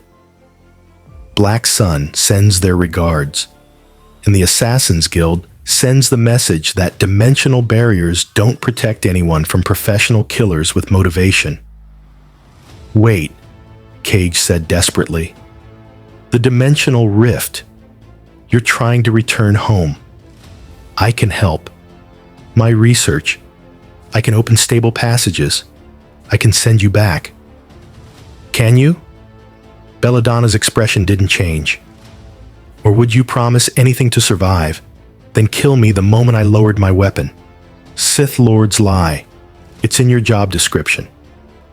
And the Assassin's Guild taught me Rule 5. Never trust desperate enemies making last-minute deals. Please, Cage whispered, all arrogance and dark-side fury stripped away to reveal the terrified being underneath. I don't want to die. I have research, knowledge, power to share. Spare me, and I'll give you everything. Belladonna pulled the trigger. The bioelectric round struck his skull with force, calculated to ensure death was instantaneous, professional, efficient, without unnecessary cruelty, but also without mercy for someone who'd built a career on dark-side atrocities.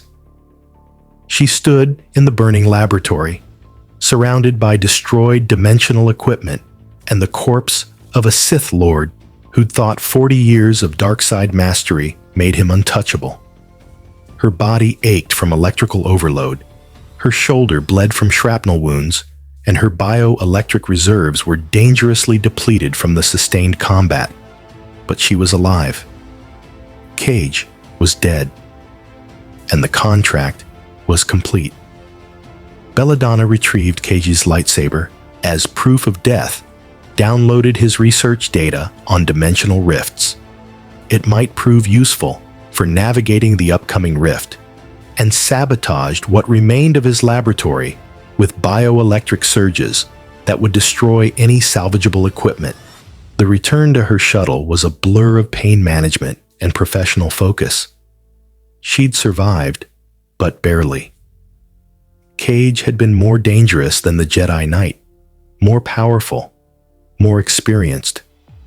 Only his overconfidence in Force supremacy and her ability to exploit his cybernetic vulnerabilities had tipped the balance. As her shuttle lifted from Raxus Prime's toxic surface, Belladonna allowed herself 60 seconds of satisfaction before refocusing on the mission.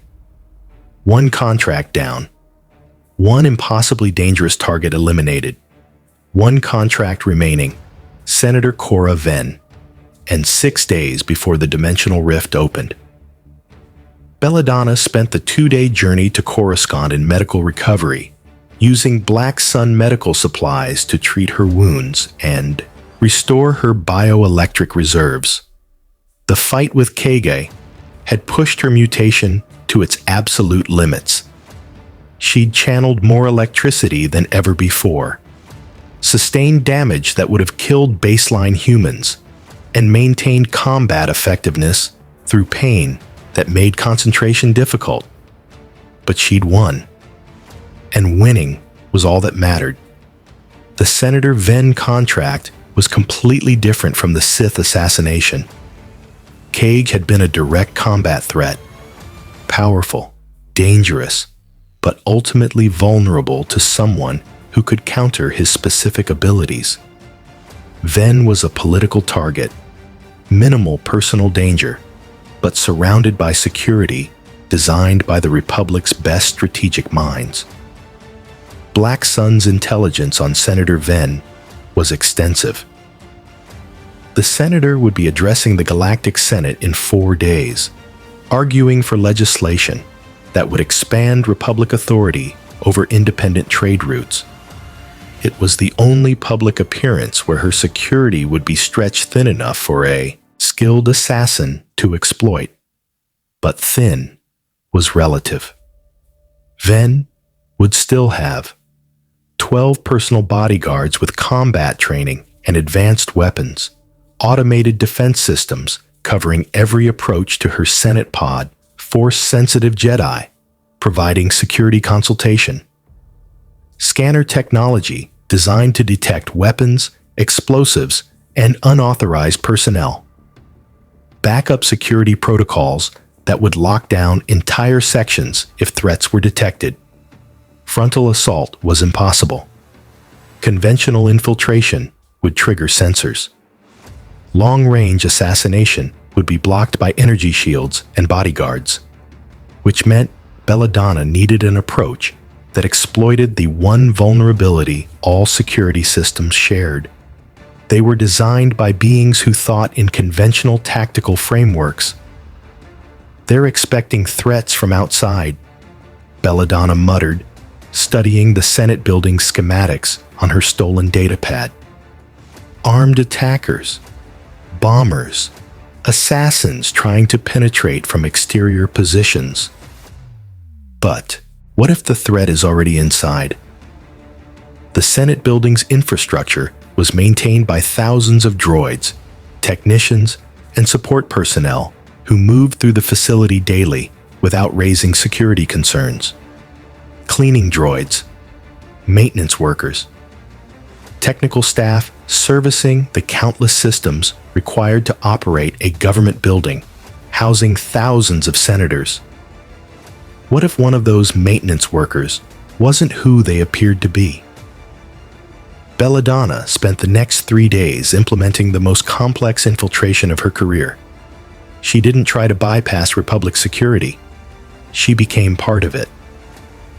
Using Black Sun's forgery resources, she created identification credentials for a Senate maintenance technician named Bella Rousseau, a name close enough to her real one that she'd respond instinctively if addressed. The credentials included biometric data, work history, security clearances, and most critically, authorization to access areas where Senator Ven's Senate pod was located. She altered her appearance with theatrical makeup techniques the Assassin's Guild had taught her, changing facial structure enough to fool casual observation while remaining recognizable to biometric scanners keyed to her forged credentials.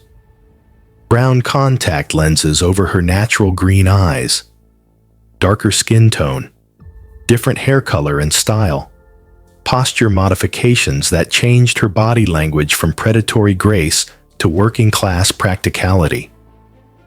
When she looked in the mirror, she saw a convincing Senate technician. Someone forgettable, unremarkable, exactly the kind of personnel who blended into institutional infrastructure. The infiltration began 2 days before the Senate address. Bella Rousseau reported for her maintenance shift, passed through security checkpoints with credentials that Black Sun's hackers had inserted into Republic databases, and began her assigned work, servicing holographic projection systems in various Senate pods. No one questioned her presence. Why would they?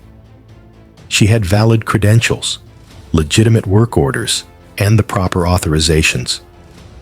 Security focused on external threats, people trying to enter the building illegally.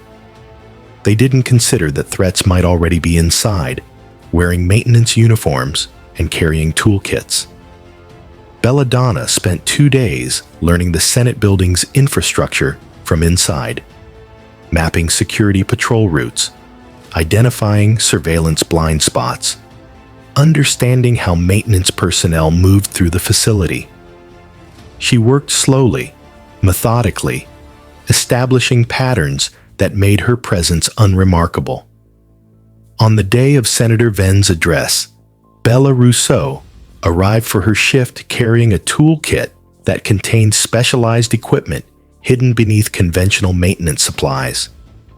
Bioelectric detection identified every security system in her path. She could feel cameras, sensors, and automated defenses through their electrical signatures. Senator Ven's Senate pod was located in the building's mid-level, a repulsor craft platform that would rise to address the assembled Senate during the speech. Security around it was intense. Guards at every access point, scanners monitoring for weapons or explosives, and backup protocols that would lock down the area if threats were detected. But maintenance personnel were expected to service equipment right up until the speech began. Bella Russo had work orders to check the pod's holographic systems, legitimate maintenance that gave her access to areas where assassins shouldn't be able to reach. She entered the pod's technical access corridor 2 hours before the address, carrying her toolkit and showing proper credentials to the guard stationed there. He barely looked at her, just another technician doing routine work that happened every day. "How long will this take?" the guard asked, clearly bored with his assignment. 30 minutes, Belladonna replied. In accent, she'd modified to sound less Cajun and more core, world professional. Just diagnostic checks on the holographic projectors. Senator wants everything perfect for her address. "Make it quick," the guard said, already looking away. Belladonna entered the technical corridor with professional calm, her bioelectric senses mapping every system around her. The Senate pod had multiple security layers, automated defenses that would activate if unauthorized weapons were detected, backup guards positioned throughout the platform, and Senator Venn herself would arrive with her personal security detail shortly before the speech. She couldn't carry conventional weapons through security scanners, but her bioelectric abilities meant she didn't need to carry weapons. She could create them from materials already present. The Senate pod's holographic projectors ran on high-voltage electrical systems. The power conduits carried thousands of volts, and someone who could manipulate electricity through mutation could weaponize those systems without triggering any security alerts designed to detect physical weapons. Belladonna placed her hands on the power conduit, let her bioelectric abilities interface with the system, and began introducing subtle modifications. Not damage that would trigger maintenance alerts, just small changes to electrical flow patterns that she could remotely activate when the time came. She converted the holographic projectors into directed energy weapons, their focusing lenses becoming conduits for bioelectric discharge she could trigger from anywhere in the building. She rigged the pod's power systems to overload on command, creating electrical surges that would disable security systems and automated defenses simultaneously. And most critically, she identified Senator Venn's seat, the specific location where the senator would stand during her address, and positioned bioelectric charges in the platform's structural supports directly beneath that position. 30 minutes of careful work transformed Senator Venn's Senate pod from a secure platform into a death trap that only someone who could sense and manipulate electrical systems would ever detect. Diagnostics complete, Belladonna reported to the guard as she exited the technical corridor. Everything's operating normally. Senator's holographics should work perfectly for her address. The guard waved her away without interest. Just another maintenance technician finishing routine work. Belladonna returned to the Senate building's maintenance areas, found a concealed position in an equipment closet that Black Sun Intelligence had identified as having surveillance blind spots, and waited. 2 hours until Senator Venn's address. 2 hours until she'd demonstrate that the most secure location in the Republic couldn't protect someone from an assassin who thought in dimensions security designers never anticipated. The galactic Senate chamber, filled with senators from thousands of systems, beings of dozens of species, all gathered, to witness Senator Venn's controversial address about expanded Republic authority. Security was maximum. Guards at every entrance, Jedi positioned throughout the chamber, automated defenses active. Senator Cora Venn, human female, mid-40s, with the confidence of someone born to political power, took her position on her Senate pod as it rose to address the assembly. Her security detail surrounded the pod's perimeter, their weapons ready, their attention focused on potential external threats. They never looked at the pod's own systems, never considered that the technology protecting the senator could be turned against her. From her hidden position, 3 levels below the Senate chamber, Belladonna extended her bioelectric senses through the building's electrical grid. She could feel Senator Venn's location through the power signature of her pod systems, could sense the security forces through their cybernetic implants and communication devices, could map the entire chamber through its electrical infrastructure. Senator Venn began her address. Honored senators, I come before you today to propose legislation vital to our republic's survival. Belladonna waited. Timing was critical.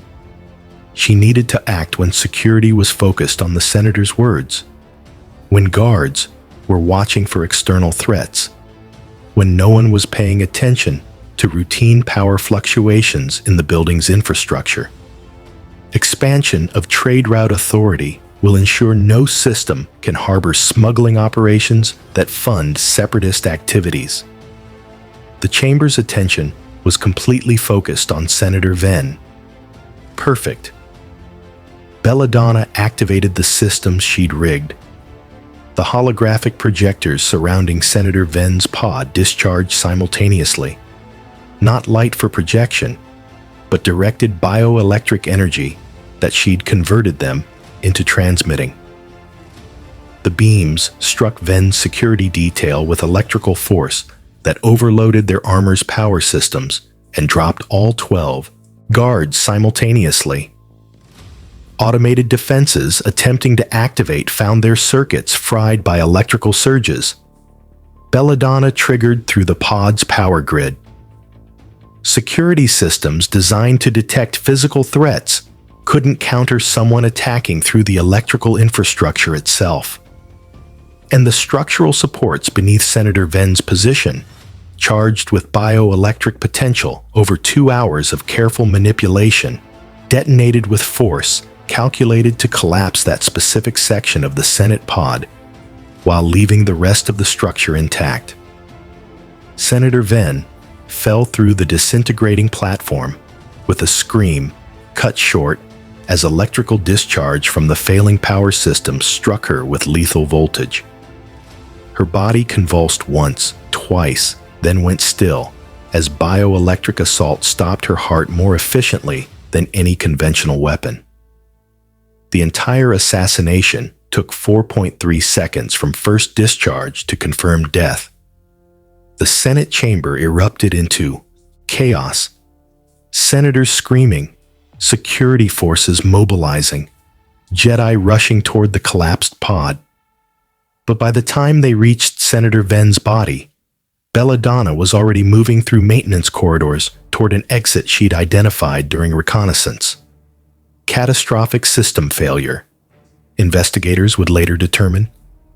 Electrical surge caused by maintenance error led to cascading power systems collapse. Tragic accident during routine speech. No evidence of foul play. Exactly as planned. Belladonna exited the Senate building, wearing maintenance coveralls, carrying a toolkit, her forged credentials allowing her to walk past security forces who were focused on the disaster inside. Just another technician, leaving after their shift. Unremarkable and forgettable. 6 hours later, Bella Rousseau ceased to exist. Credentials deleted from databases through Black Sun hacker support. Surveillance footage edited to remove her presence. Every trace of the maintenance technician who'd infiltrated the Republic's most secure facility, erased like she'd never existed. 24 hours after Senator Venn's accidental death, Belladonna delivered proof of contract completion to Savos Terran. Security footage she'd personally recorded showing Venn's final moments, confirmation that the death would be ruled accidental, and evidence that no investigation would trace back to Black Sun. "Extraordinary," Savos said, reviewing the footage with expression mixing horror and admiration. "You infiltrated the Galactic Senate, weaponized their own security infrastructure, assassinated a senator in front of thousands of witnesses, and made it look like equipment malfunction. Miss Boudreaux, you've exceeded every expectation I had." "2 contracts completed as agreed," Belladonna replied, her voice carrying professional satisfaction and profound exhaustion. "1 Sith Lord eliminated, 1 Republic senator killed without evidence of murder. Now, the dimensional rift. You promised me a way home." "And Black Sun keeps its promises," Savos confirmed. "The rift opens in 48 hours. We've prepared a ship with dimensional stabilization equipment, navigation systems calibrated to the rift's frequencies, and technical specialists who will maximize your chances of successful transit. Your payment for both contracts, 3 million credits total, is already transferred." "I don't care about the credits," Belladonna said honestly. "I care about going home." "Then let's make sure you get there," Savos replied. "Rest tonight. Tomorrow, we transport you to Raxus Prime. The day after, you attempt dimensional transit back to your universe, and Black Sun gains the eternal gratitude of the most effective assassin we've ever employed." As Belladonna left Savos's penthouse for the last time, she felt something she hadn't allowed herself since arriving in this galaxy. Genuine hope that her impossible situation might actually resolve. 2 weeks in the Star Wars universe. 2 impossible contracts completed. And now, finally, a chance to return to the New Orleans she'd been torn from. To resume the life of Belladonna Boudreaux, Assassin Guild Master. But part of her, the part that had spent 2 weeks operating in a galaxy where technology exceeded Earth's by centuries, where powers she'd thought unique were merely one option among many mystical abilities, where criminal organizations spanned thousands of worlds, that part wondered if she'd truly want to return to Earth's limitations after experiencing what this universe offered. "Problems for after I'm home," Belladonna muttered, heading toward the apartment where she'd rest before tomorrow's journey. First, survive dimensional transit, then decide if Earth is where you want to stay. The dimensional rift awaited, and with it, answers about whether the Assassin's Guild's best operative would return home or remain in a galaxy far, far away, where her unique talents had proven more valuable than she'd ever imagined. The journey back to Raxus Prime felt surreal. Belladonna sitting in the cockpit of a Black Sun transport vessel, watching hyperspace blur past while contemplating that within 24 hours she might be back on Earth, back in New Orleans, back to the life she'd been torn from 2 weeks ago. 2 weeks that felt like 2 years.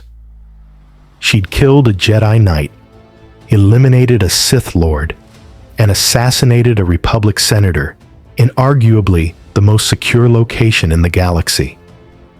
She'd proven that mutation and training could overcome force powers and Republic security. She'd built a reputation in the criminal underworld that would have taken years to establish on Earth. And she'd done it all while maintaining the professional standards the Assassin's Guild had drilled into her since childhood. Complete contracts efficiently, leave minimal evidence, survive to accept the next job. approaching Raxus Prime, the pilot announced, a Duras male whose expertise in navigating dimensional anomalies made him Black Sun's choice for this mission. Dimensional rift is manifesting on schedule. Energy readings match the signature that brought you to our galaxy. If the scientists' calculations are correct, traversing the rift should return you to your point of origin. And if their calculations are incorrect? Belladonna asked. Then you'll either die in dimensional collapse, emerge in a completely different universe, or become trapped in the space between realities. The Duros replied with brutal honesty that Belladonna appreciated. Dimensional physics isn't an exact science. We're making educated guesses based on limited data. Comforting, Belladonna said dryly, checking her equipment one final time. She'd packed light, just her weapons, her assassin tools, and the 3 million credits Black Sun had paid her, converted into portable currency chips that would be worthless on Earth, but represented enough wealth in this galaxy to fund a comfortable life if she chose to return. If she chose to return. The thought had been growing in her mind during the hyperspace journey. Earth was home, the New Orleans she'd been born in, the Assassin's Guild that had trained her, the underworld she'd dominated for 17 years. But it was also limited. Earth's technology was primitive compared to this galaxy's. Earth's criminal organizations were provincial compared to Black Sun's interstellar reach. And Earth had no Force users, no alien species, no challenges that truly tested the upper limits of her capabilities. Here, she'd fought beings who could manipulate reality through mystical energy. She'd infiltrated facilities protected by technology centuries beyond Earth's. She'd proven her worth against opponents who made Earth's enhanced humans look ordinary. Going home meant returning to familiar limitations. Staying meant embracing unlimited potential. Problems for after I survive transit, Belladonna muttered, pushing the philosophical debate aside. First step, don't die in dimensional rift. Second step, decide where home actually is. The transport dropped out of hyperspace above Raxus Prime, and immediately Belladonna's bioelectric senses screamed warnings. The dimensional rift was visible even without sensors, a tear in space itself, glowing with purple-white energy that made her mutation resonate with uncomfortable intensity. That's it, the Duros confirmed, checking his instruments. Dimensional barrier weakness manifesting as stable rift. It'll remain open for approximately 6 hours before dimensional physics reassert themselves and it collapses. You'll need to enter within the first hour for maximum stability. Any signs of complications? Define complications, the Duros replied, his tone suggesting bad news was coming. Because sensors are detecting 3 Republic corvettes in orbit, a Jedi transport heading toward the rift's location, and what appears to be a Sith meditation sphere also converging on these coordinates. Apparently, we're not the only ones interested in this dimensional anomaly. Merde, Belladonna cursed in Cajun French. Of course it couldn't be simple. Of course the one chance she had to return home would attract every faction with interest in dimensional phenomena. Can we reach the rift before they intercept us? Possibly. But I'm paid to transport, not fight Republic warships. If we're engaged, I'm retreating to hyperspace, and you're on your own. Fair enough, Belladonna acknowledged. Get me as close as possible. I'll handle the rest. The transport descended through Raxus Prime's toxic atmosphere toward the rift's surface manifestation, a massive energy vortex erupting from the exact location where Darth Cage's laboratory had stood. Apparently, Destroying his dimensional equipment had destabilized whatever he'd been using to control the barriers between realities. Multiple contacts incoming, the Duros warned. Republic fighters launching intercept vectors. Jedi transport on. Approach. Sith sphere deploying defensive drones. This is about to become a war zone. Then get me on the ground and leave, Belladonna commanded, already grabbing her gear and moving toward the transport's exit ramp. I'll make my own way to the rift. The transport touched down 300 meters from the dimensional vortex, as close as the Duros dared bring his ship to the reality-warping energies. Belladonna was out the ramp and running before it had fully lowered, her bioelectric senses tracking multiple threats converging on her position. Republic fighters screamed overhead, their weapons targeting the Black Sun transport as it lifted off and fled toward orbit. Jedi were approaching from the east. She could sense their movement through the force-enhanced electrical activity in their brains. And from the west, something dark and powerful was radiating malevolence that even her force-blind awareness detected through secondary effects on the environment. She ran toward the rift with speed that bioelectric enhancement pushed beyond human limits, her body a blur of calculated movement through the scrap-strewn landscape. Behind her, Republic forces were landing, clone troopers deploying in standard assault formations, clearly under orders to secure the dimensional anomaly. Halt! A voice amplified through helmet speakers commanded. Unknown individual, you are entering a quarantine zone. Stop immediately, or we will open fire. Belladonna's response was to throw a charged knife backward without looking. Her bioelectric senses tracked the clone troopers through their armor's power systems, letting her target with precision despite not having visual contact. The knife detonated among their formation with enough force to scatter them without killing, buying her precious seconds. 200 meters to the rift, then 150. A Jedi landed directly in her path. Young human male, blue lightsaber ignited, determination evident in his stance. I cannot allow you to enter that rift. We don't know what's on the other side or what might come through. As a Jedi of the Republic, I'm ordering you to stand down. Move, Belladonna snarled, not slowing, or I'll go through you. The Jedi raised his blade. I'm sorry, but I can't. Belladonna's bioelectric blast struck him before he finished the sentence. Not lethal, just enough electrical discharge to overload his nervous system and drop him unconscious. She vaulted over his fallen body without breaking stride. 100 meters. The Sith presence was closer now. She could feel it like pressure against her consciousness. Dark side energy so intense it affected reality itself. A figure materialized from the shadows between scrap piles. Humanoid female with red skin, facial tattoos suggesting Sith tradition, and yellow eyes burning with dark side corruption. Interesting, the Sith purred, her voice carrying malevolent curiosity.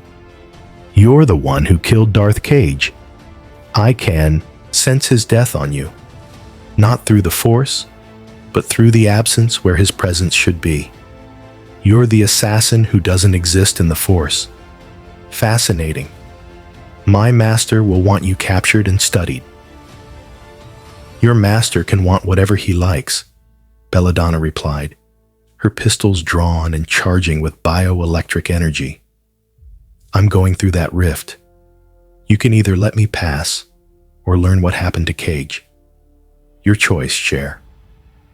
The Sith's response was force lightning, crackling dark energy that Belladonna's bioelectric abilities partially absorbed and partially deflected. She returned fire with charged rounds that exploded around the Sith with fragmentation that forced defensive maneuvering. 50 meters. More Republic forces were converging. More Jedi were arriving. The Sith was gathering power for a devastating assault, and the dimensional rift was beginning to fluctuate, energy patterns becoming unstable as the limited window for safe transit started closing. Belladonna made a decision that went against every tactical instinct. She stopped running toward the rift and instead ran perpendicular, drawing the Sith's attention away from the vortex while simultaneously positioning herself near a massive pile of scrap metal that her bioelectric senses identified as rich in conductive materials. "Running, assassin," the Sith taunted, pursuing with force-enhanced speed. "I expected more from someone who killed a Sith Lord." "Not running," Belladonna replied, reaching the scrap pile and placing both hands on the metal mass. "Improvising." She channeled every particle of bioelectric energy she could generate through the conductive metal, turning the entire scrap pile into a massive electrical weapon. Thousands of tons of metal became charged with mutation-fueled power, creating an electromagnetic pulse that radiated outward with force that overloaded every electronic system within a 100-meter radius. Republic soldiers' armor shut down. Clone troopers' weapons failed. The Sith's cybernetic enhancements sparked and died. And in the chaos of total electronic failure, Belladonna ran. 25 meters. 15. 10. The dimensional rift loomed before her, a tear in reality itself, swirling with energies that made her bioelectric mutation scream warnings about danger and opportunity simultaneously. She could feel other dimensions beyond the vortex, could sense the barriers between realities weakening, could detect what might be the path back to Earth, or might be the path to oblivion. "Stop!" another voice called out, older, carrying authority that transcended mere command. A Jedi Master was approaching, his presence in the Force like a beacon that even Belladonna's non-sensitive awareness detected through its effects on others. "That rift is unstable. Entering it could kill you, or worse, you could tear the barriers between dimensions and cause catastrophic reality collapse." "Or I could go home," Belladonna replied, standing at the rift's edge. "Back to the dimension I was torn from. Back to the life I had before your universe decided to kidnap me through spatial anomaly." "Please," the Jedi Master said, genuine concern in his voice. "I sense you're not evil, merely desperate. We can help you. The Jedi have resources, knowledge about dimensional phenomena. We can find another way to return you home safely." "Can you?" Belladonna challenged. "Can you actually promise safe transit? Or are you just saying what you think will stop me from entering this rift?" The Jedi Master's silence was answer enough. "That's what I thought," Belladonna said. Behind her, Republic forces were recovering from the EMP. The Sith was rising, fury radiating from her dark side presence. Time was running out. "I appreciate the concern, Jedi, but I make my own choices about acceptable risks." She turned toward the rift, preparing to jump, when something unexpected happened. Her bioelectric senses detected a transmission. Not audio, not visual, but pure electrical signal being broadcast toward her location from orbit. It was Savos Terran's voice, converted to electrical pulses only her mutation could interpret. "Miss Boudreaux, before you leave, Black Sun wants you to know something. The dimensional rift. Our scientists detected where it leads. It's not Earth. The energy signature matches your home dimension, but the exit point is different. You'll emerge somewhere in your reality, but not necessarily where or when you started. There's a 70% chance you'll be thrown to a completely random location, Possibly different planet. Possibly different time period. We thought you should know before transit. The revelation hit like physical blow. The rift might take her back to her dimension, but not to New Orleans. Not to the Assassin's Guild. Not to the life she'd been torn from. She might emerge in Alaska, or Africa, or Antarctica. She might arrive 10 years in the past, or 10 years in the future. She might return to find everyone she knew dead, or find herself before she was born. Going through the rift was gambling her existence on probabilities that favored displacement over destination. Staying meant remaining in a galaxy where she'd proven extraordinarily capable, where Black Sun would employ her indefinitely, where challenges existed that Earth couldn't provide. Final warning, the Jedi Master called out. Step away from the rift, and we can negotiate peaceful resolution. Or step through and take your chances with dimensional instability, the Sith added, having recovered enough to approach. Either way, you're not leaving this planet conscious. Belladonna stood at the dimensional rift's edge, feeling its energy pulling at her mutation, offering passage to somewhere that might be home or might be nowhere at all. Behind her, Republic forces and Sith warriors were converging. In orbit, more ships were arriving. This location was becoming a flashpoint that would attract increasingly dangerous attention.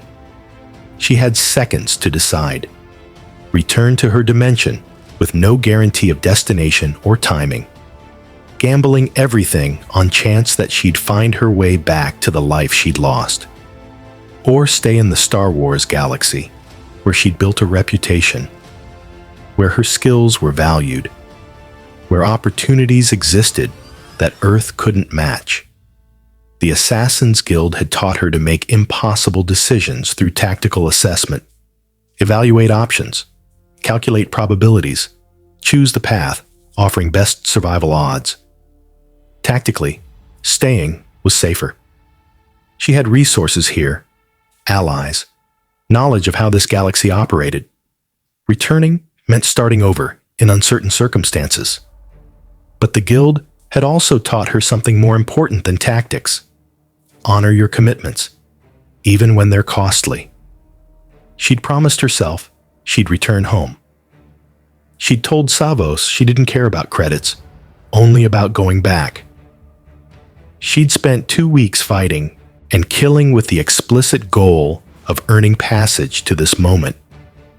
Breaking that promise, giving up on returning home because it was difficult, that wasn't who Belladonna Boudreaux was. Laissez le bon temps rouler, Belladonna whispered, using the Cajun phrase one final time. Let the good times roll. It's what her father always said before impossible missions. She jumped into the dimensional rift. Reality shattered. Belladonna felt herself torn apart at the quantum level. Consciousness fragmenting across dimensional barriers. Bioelectric energy dispersing through spaces between realities. Her very existence becoming probability rather than certainty. The rift wasn't a passage. It was dissolution. Her body and mind breaking down to cross barriers that matter wasn't meant to traverse. She saw dimensions flashing past like channels on a television. Universes where Earth never existed, where humanity never evolved, where physics operated on completely different principles.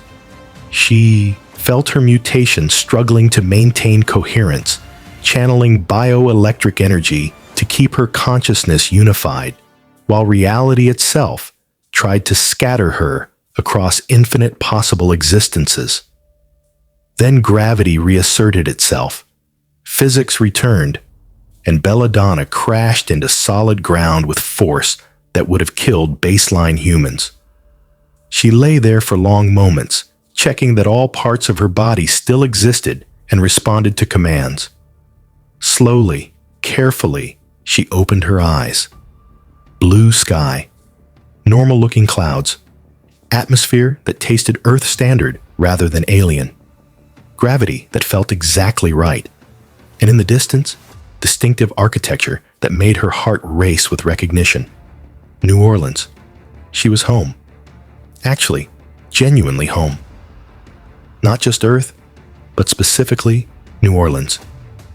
The dimensional rift had defied the 70% probability of random displacement and deposited her exactly where she needed to be.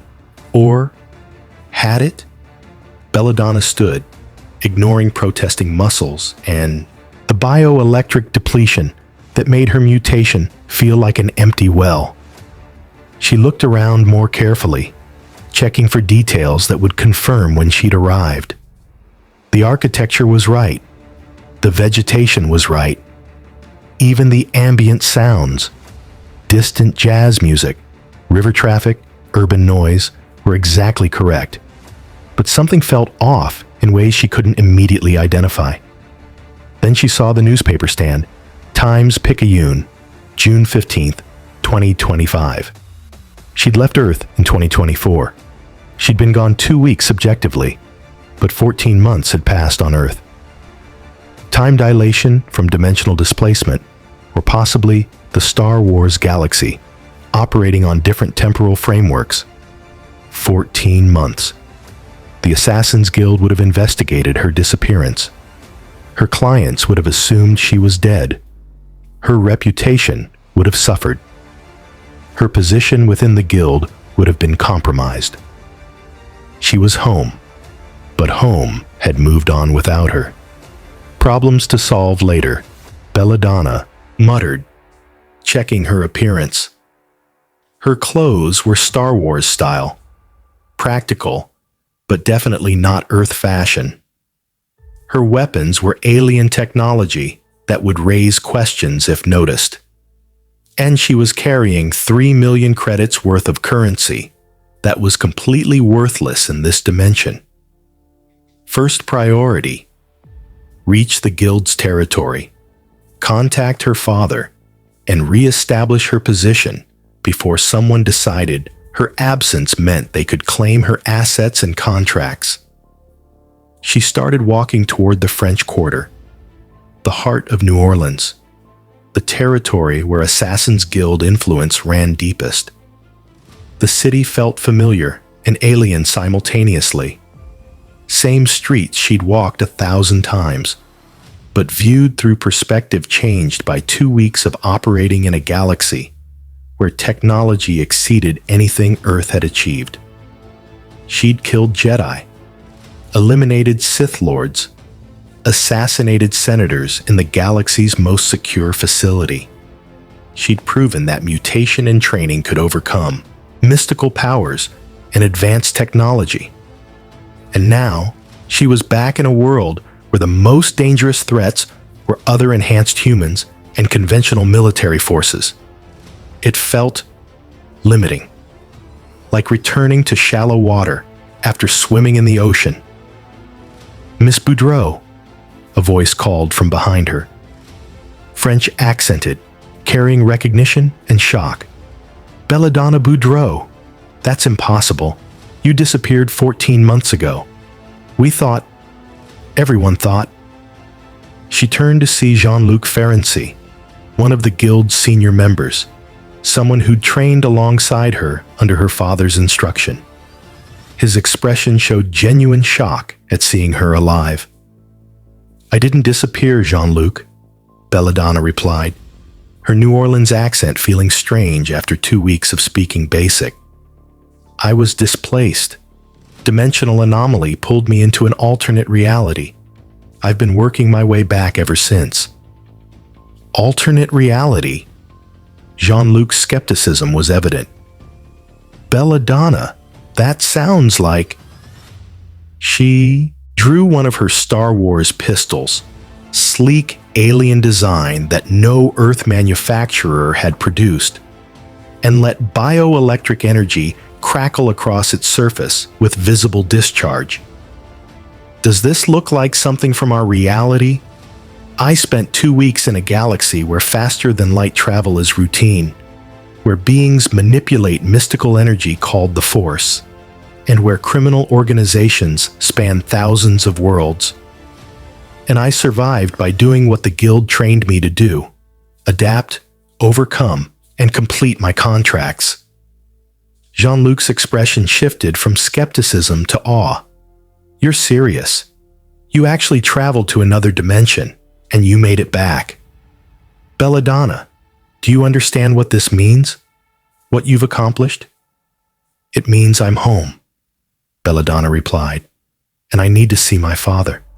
The Guild needs to know I'm alive, that my disappearance wasn't betrayal or incompetence. Is he at the compound? He's not well, Jean-Luc said carefully. Your disappearance? He blamed himself. Thought he'd pushed you too hard, sent you on a mission beyond your capabilities. He's been investigating your last known location obsessively. Some of the Guild think he's losing his edge. Then I need to see him immediately, Belladonna decided. And Jean-Luc, everything I've just told you, keep it quiet until I've briefed my father. The Guild doesn't need rumors about dimensional travel spreading before we understand the implications. Understood, Jean-Luc agreed. I'll escort you to the compound. But Belladonna, you're different. I can see it. Whatever you experienced in that other reality changed you. It did, Belladonna acknowledged. I fought enemies that made Earth's enhanced humans look ordinary. I completed contracts that would be impossible by Guild standards. And I learned that the Assassin's Guild's philosophy: adapt to any environment, exploit every advantage, never surrender to impossible odds. That philosophy works in any dimension. The walk to the Guild compound took 30 minutes through New Orleans streets that felt both familiar and strange. Belladonna noticed things she'd never paid attention to before. The primitive technology compared to Star Wars standards, the limited diversity compared to a galaxy with thousands of species, the small scale of Earth's criminal organizations compared to Black Sun's interstellar reach. She'd returned home. But home felt smaller than it used to. 6 months later, Belladonna Boudreaux stood on the balcony of her New Orleans apartment, looking out over the French Quarter, while contemplating how profoundly her life had changed since returning from the Star Wars galaxy. The reunion with her father had been emotional, his relief at finding her alive overwhelming his usual stoic demeanor. She'd briefed him on everything: the dimensional displacement, the 2 weeks in the Star Wars galaxy, the contracts she'd completed, the skills she'd developed. He'd listened with the tactical assessment that made him Guild Master, then made a decision that shocked everyone. He named Belladonna as his successor, declaring that someone who could survive in alternate dimensions and return home had proven themselves capable of leading the Guild into whatever future awaited. The past 6 months had been spent consolidating her position, completing contracts that re-established her reputation, and carefully introducing innovations she'd learned from observing Black Sun's operations. The Assassin's Guild was evolving under her influence, becoming more strategic, more technologically sophisticated, more willing to think beyond Earth's limitations. But she was restless. Earth's challenges felt manageable after fighting Force users. Guild operations felt provincial after working for criminal organizations spanning thousands of worlds. And every night, she felt the bioelectric resonance that dimensional transit had left in her mutation, a connection to the rift that had brought her home, a sense that barriers between realities weren't as permanent as most beings believed. Her communicator buzzed, a custom device she'd built using principles learned from studying Star Wars technology. The message was from an unexpected source, a physics laboratory in Switzerland, reporting anomalous dimensional readings matching the signature that had displaced her 14 months ago. Another rift was opening, not on Earth. This one was manifesting in orbit, detected by sensors that barely understood what they were observing. It would remain stable for approximately 12 hours before collapsing. 12 hours to decide whether she stayed on Earth or returned to the Star Wars galaxy. The past 6 months had given her perspective. Earth was home, the place she was born, the guild she'd been trained by, the world she knew. But it was also limiting. Earth's technology was primitive. Earth's challenges were manageable. Earth didn't offer the opportunities for growth that a galaxy spanning thousands of worlds provided. In the Star Wars universe, she'd been extraordinary, an assassin whose unique abilities let her defeat Force users and infiltrate impossible locations. On Earth, she was merely exceptional, one enhanced human among many. Her capabilities impressive, but not unprecedented. The question was, did she value familiar comfort over unlimited potential? Belladonna opened her secure safe and retrieved the currency chips Black Sun had paid her. 3 million credits that were worthless on Earth, but represented enormous wealth in the Star Wars galaxy. She'd kept them as souvenirs, reminders of the 2 weeks she'd spent proving herself in a dimension where everything was larger, more dangerous, and more challenging than anything Earth offered. She also retrieved the lightsabers she'd claimed from Kale Voss and Darth Kaga, trophies from impossible contracts, weapons that proved she'd fought beings who manipulated mystical energy and won.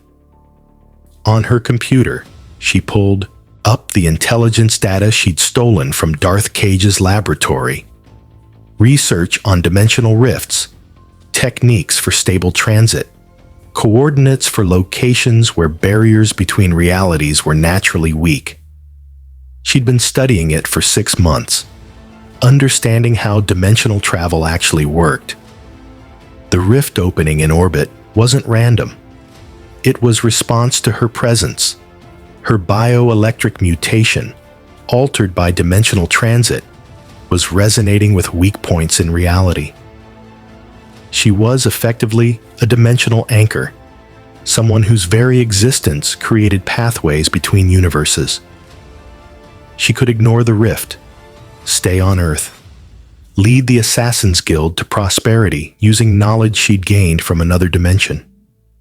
Or she could go back, return to the Star Wars galaxy, where Black Sun would welcome her, where challenges existed that would test her absolute limits, where the game was played on scales Earth couldn't imagine. Her father would understand. The Guild would survive under new leadership. Earth would continue without her. But the Star Wars galaxy, that universe, had a dimensional rift opening. Black Sun expecting contracts to be completed, and opportunities for an assassin whose unique abilities made her more valuable than any asset they'd ever employed. Belladonna made her decision with the certainty that had guided her through 17 years of impossible missions. She valued growth over comfort, challenge over familiarity, unlimited potential over safe limitations. She packed her Star Wars weapons, her currency chips, her stolen research data, and the lightsabers that proved what she'd accomplished. She left a message for her father explaining her choice, transferring guild leadership to Jean-Luc with her blessing, and promising to return if Earth ever truly needed the skills only she possessed. Then she booked passage on the first private spacecraft she could hire. Not difficult when the Assassin's Guild had connections with every black market operator on the planet. The pilots didn't ask why she wanted to reach orbit during the brief window when dimensional anomalies would manifest. They just flew when she paid them. 12 hours after the rift opened, Belladonna Boudreaux stood in a spacecraft's airlock, looking at the Terran reality that offered passage back to the Star Wars galaxy. Behind her was Earth, home, family, familiarity. Ahead was uncertainty, danger, and unlimited potential. Laissez les bon temps rouler, Belladonna whispered one final time, then jumped into the dimensional rift with the absolute confidence of someone who'd survived impossible odds before and would do so again. Reality shattered and reformed. When Belladonna emerged, she was floating in the vacuum of space above Nar Shaddaa, the smuggler's moon, where she'd made her initial reputation. Her spacecraft's emergency beacon was already broadcasting on Black Sun frequencies, and within minutes, a familiar vessel was approaching. Miss Boudreaux, Savos, Terran's voice came through her communicator, carrying surprise and satisfaction. Our sensors detected dimensional transit matching your signature. We'd hoped you might return, but we weren't certain. Welcome back. I had to make sure Earth survived without me, Belladonna replied. But I realized something during my time home. I'm not meant for safe, comfortable existence. I'm meant for challenges that test my limits. And your galaxy offers those challenges. Then Black Sun is pleased to welcome you back permanently, Savos said. We have contracts waiting, targets that only someone with your unique capabilities can eliminate. Are you ready to resume operations? Belladonna looked at the Nar Shaddaa cityscape below. Neon-lit urban sprawl stretching to horizons, millions of beings from dozens of species, criminal opportunities spanning thousands of worlds. This was her playing field now. This was where she belonged. I'm ready, Belladonna confirmed. Send me the contract. Details. The Assassin's Guild has come to the Star Wars galaxy, and we're going to show this dimension what professional killers can accomplish when dimensional barriers don't stop them. As Savos's vessel brought her down to Nar Shaddaa's surface, Belladonna felt something she hadn't experienced on Earth for 6 months. Absolute certainty that she was exactly where she needed to be. She'd returned home to Earth, proven she could survive dimensional transit, and made peace with the life she'd been torn from. And then she'd chosen to leave it all behind for a galaxy that offered unlimited challenges, extraordinary opponents, and opportunities Earth could never provide. The Assassin's Guild had taught her to adapt to any environment. The Star Wars galaxy would learn that adaptation included claiming it as her permanent hunting ground. Belladonna Boudreaux had returned, and the galaxy would never be the same. Belladonna Boudreaux has proven that the Assassin's Guild's philosophy works in any dimension. Eliminated targets ranging from Jedi to Sith Lords to Republic senators returned home to Earth and ultimately chose to make the Star Wars galaxy her permanent hunting ground. The story of the bioelectric assassin who brings New Orleans Guild warfare to a galaxy far, far away concludes with her choosing unlimited potential over familiar comfort, a true warrior's choice.